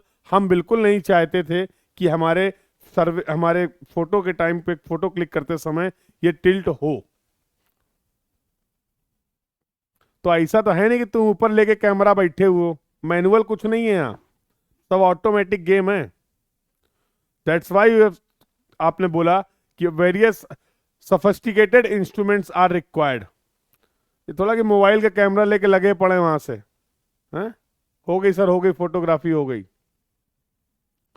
समझ रहे हो? बोलो भाई। एरियल कैमरा यूज किए जाते हैं, एडवांस एरियल कैमरा यूज किए जाते हैं, ठीक है। तो टिल्टेड फोटोग्राफ की डेफिनेशन भी क्लियर है। अगला बहुत प्यारा सा टर्म है जिसको हम लोग बेटा बोलते हैं ऑब्लिक फोटोग्राफ। क्या बोलते हैं? Oblique photograph. देखो जरा क्या बोलते हैं और कैसे बोलते हैं। ऑब्लिक फोटोग्राफ की अगर बात करें तो टिल्ट एंगल 3 डिग्री से ज्यादा होगा, और ये जो टिल्ट अब हम प्रोवाइड कर रहे हैं वो इंटेंशनल टिल्ट है। ये जो टिल्ट हम प्रोवाइड कर रहे हैं, ये टिल्ट हम जानबूझकर इंटेंशनली प्रोवाइड कर रहे हैं व्हाइल टेकिंग द फोटोग्राफ्स। कैसे डिफाइन करते हैं ऑब्लिक फोटोग्राफ को, ये समझ में आ गया। What is the difference between the tilted photograph and the oblique photograph is clear to everyone. Tilted photograph और ऑब्लिक फोटोग्राफ में बेसिक डिफरेंस क्या है ये क्लियर है। एक तो डिफरेंस है टिल्ट एंगल का, और दूसरा जो है आपके इंटेंशंस का। तो इसको आप लेस देन और इक्वल टू कर लो, कंफ्यूजन नहीं होगा। लेस देन और इक्वल टू 3 डिग्री कर लो, इसको ग्रेटर देन 3 डिग्री कर लो। अब ठीक है। नहीं तो अभी कोई चैट बॉक्स में लिखने ही वाला था बस कि सर अगर एंगल परफेक्ट 3 डिग्री हुआ तो क्या बोलेंगे। समझ जाता हूं मैं तुम्हारे हालात, तुम्हारे मन की बातें मुझे समझ में आने लगी हैं। अभी कोई ना कोई लिख ही देता कि सर 3 डिग्री से कम 3 डिग्री से ज्यादा तो समझ गए, लेकिन अगर 3 डिग्री ही एंगल है तो वो टिल्टेड फोटोग्राफ होगी या ऑब्लिक फोटोग्राफ होगी। तो अब वो डाउट नहीं आएगा, ठीक है, अब वो डाउट नहीं आएगा। ऑब्लिक फोटोग्राफ भी बेटा हमारे पास 2 तरीके की होती है। We have 2 types of the oblique photograph. सब दिखा के जाएंगे, चिंता मत करो। पहली जो ऑब्लिक फोटोग्राफ होती है उसको बोलते हैं लो ऑब्लिक फोटोग्राफ, और दूसरी ऑब्लिक फोटोग्राफ की अगर बात करें तो होती हाई ऑब्लिक फोटोग्राफ। लो ऑब्लिक फोटोग्राफ और हाई ऑब्लिक फोटोग्राफ दोनों में टिल्ट एंगल 3 डिग्री से ज्यादा होगा, क्योंकि दोनों हैं तो ऑब्लिक ही ना। लो ऑब्लिक बोल दो, हाई ऑब्लिक बोल दो, दोनों हैं तो ऑब्लिक ही, और ऑब्लिक में टिल्ट एंगल जो होगा वो 3 डिग्री से ज्यादा होगा, और ये टिल्ट जो होगा वो इंटेंशनल होगा, ये टिल्ट जो होगा वो इंटेंशनल होगा। मानते हो कि नहीं? तो सर हमें कैसे पता चलेगा, सर हमें कैसे पता चलेगा कौन सी फोटोग्राफ लो ऑब्लिक फोटोग्राफ है और कौन सी फोटोग्राफ हाई ऑब्लिक फोटोग्राफ है? सर हमें ये बात कैसे पता चलेगी? हम बताएंगे। ऐसी फोटोग्राफ जिसमें हॉरिजन विजिबल नहीं है, ऐसी फोटोग्राफ जिसमें सर तुम्हें नहीं दिख रहे हैं, ऐसे समझ लो, ऐसी फोटोग्राफ जिसमें मैं तुम्हें ना दिखूं, ऐसी फोटोग्राफ जिसमें मैं तुम्हें ना दिखूं, वो सभी जो एरियल फोटोग्राफ होंगी वो लो ऑब्लिक फोटोग्राफ होंगी। और ऐसी फोटोग्राफ जिसमें मैं तुम्हें दिख जाऊं, वो फोटोग्राफ हाई ऑब्लिक फोटोग्राफ होगी। सर एक बात बताइए, हम इतनी ऊंचाई से वहां से फोटोग्राफी कर रहे हैं, आपको कहां से दिखाएं? हाँ? बड़ी बड़ी बिल्डिंग तो इतनी इतनी बड़ी आ रही, आप कहां से दिख जाओगे? आप कहां से दिख जाओगे? अरे मैं मतलब अपने नाम की मैं बात कर रहा था। तो I hope you know the meaning of my name. अरे मेरा नाम जानते हो, मीनिंग तो छोड़ो। नाम जानते हो मेरा? क्यों भाई? मीनिंग वीनिंग मतलब क्या हो तो छोड़ो, मेरा नाम जानते हो, हाँ या ना?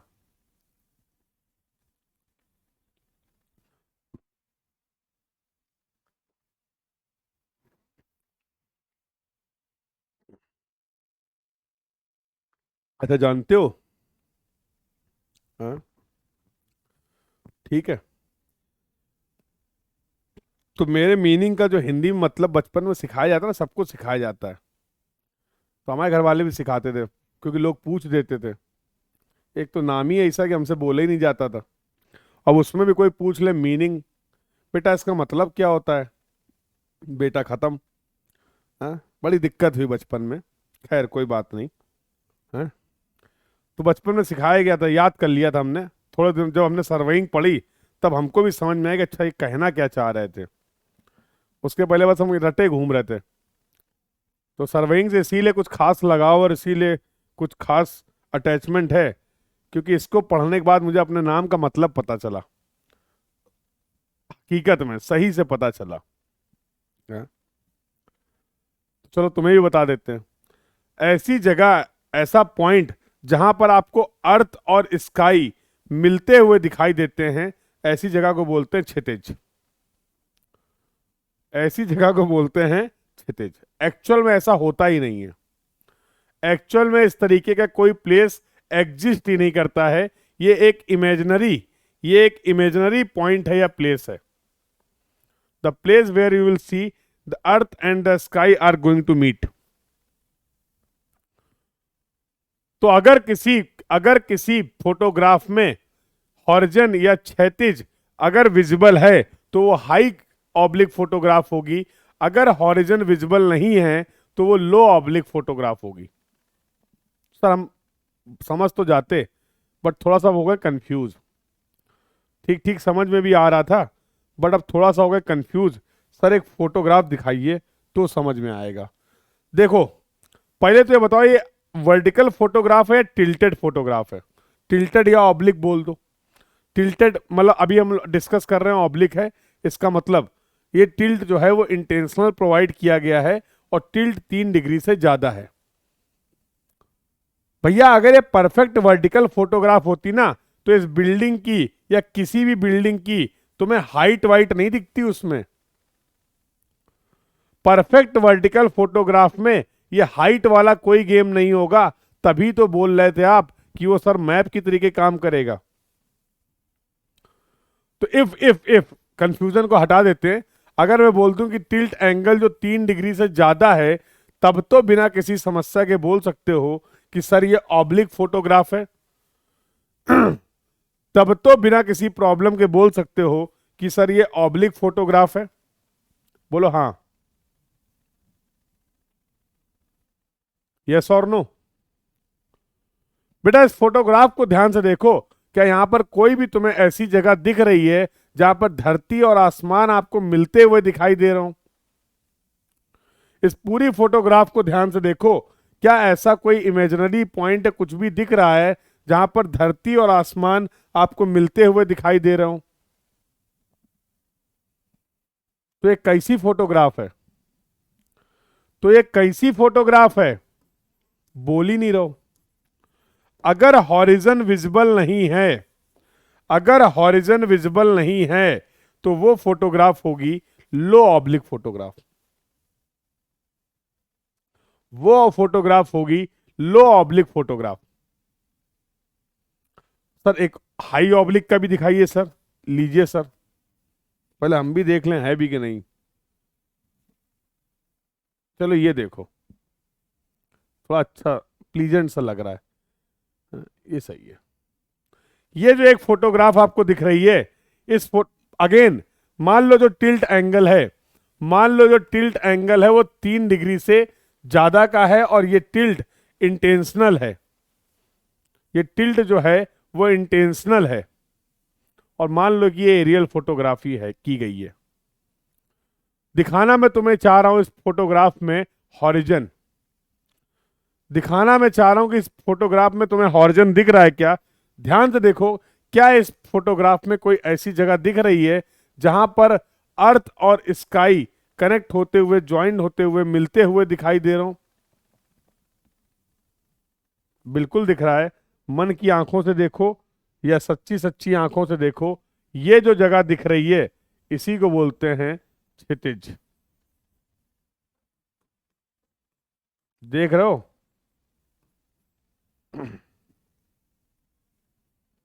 अब तुम्हें समझ में आया सर्वे से खास लगाव क्यों है? आया कि नहीं आया? In this photograph in this photograph horizon is visible, that's why it is called high oblique photograph.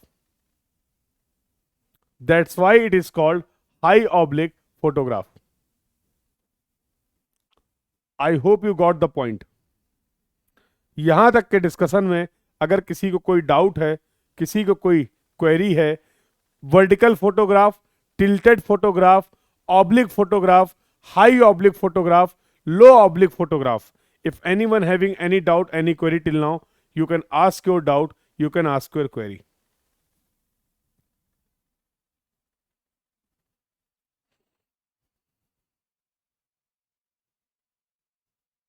बोलिए बेटा।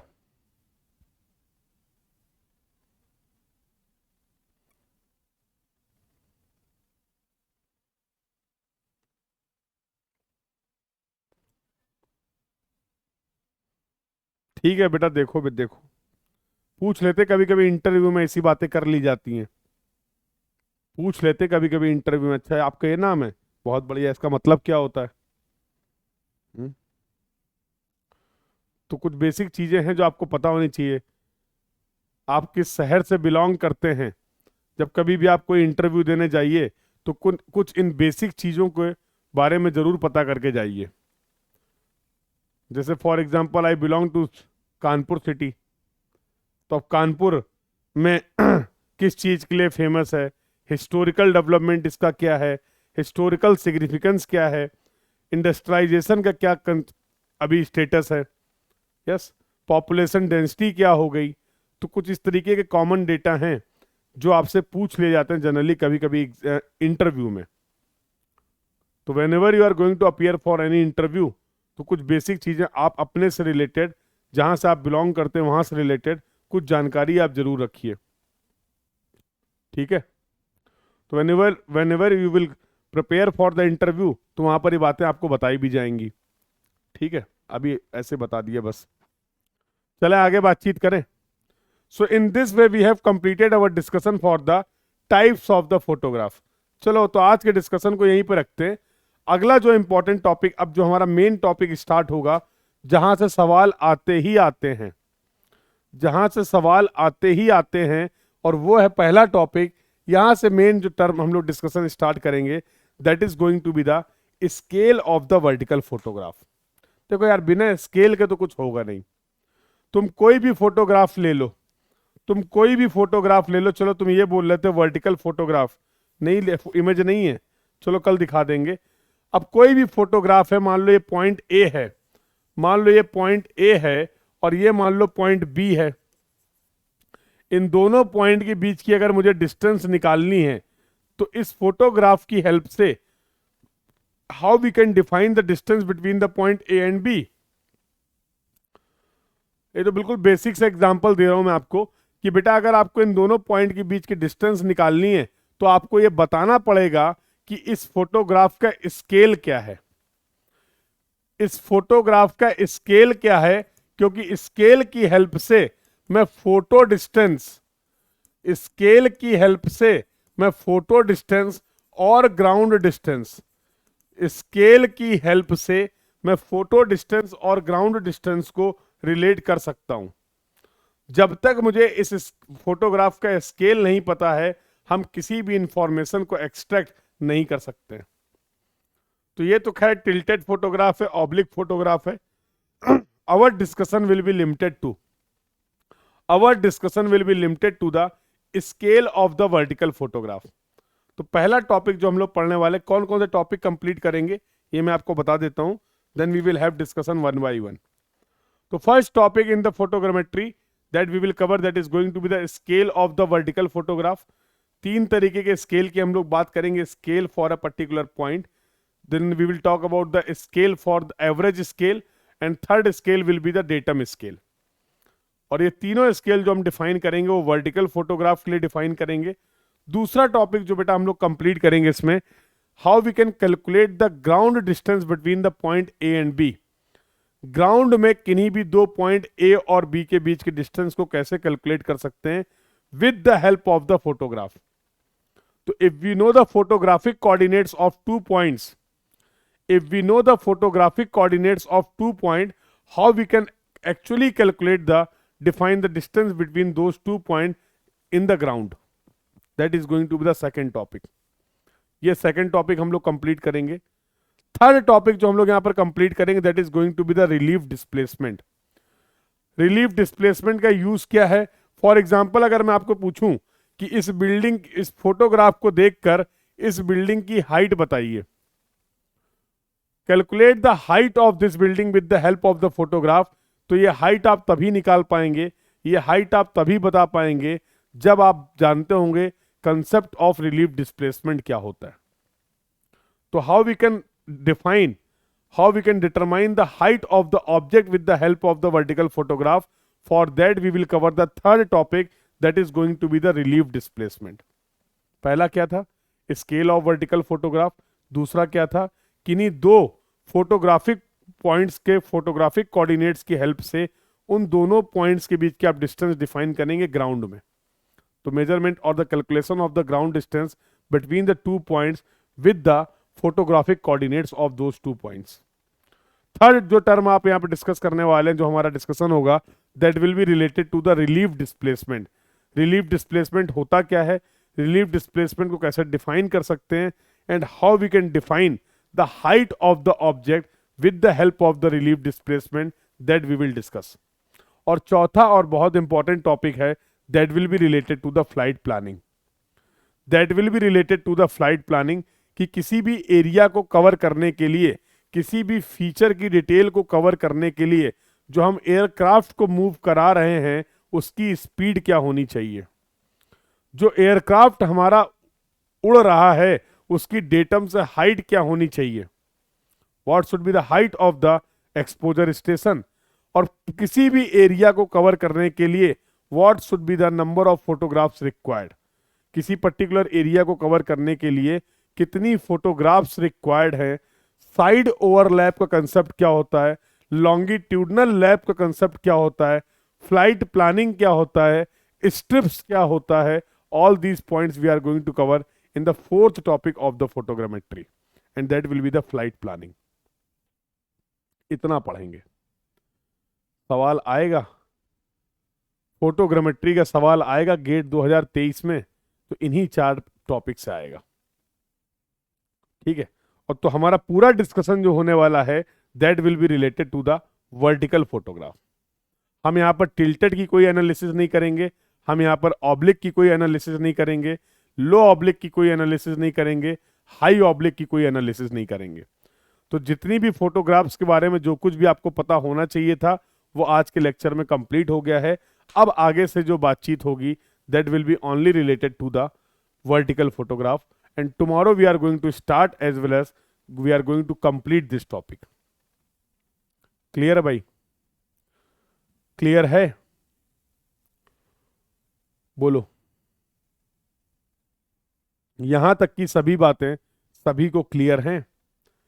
If anyone having any doubt, any query in the today's class, in any concept, you can ask your doubt, you can ask your query.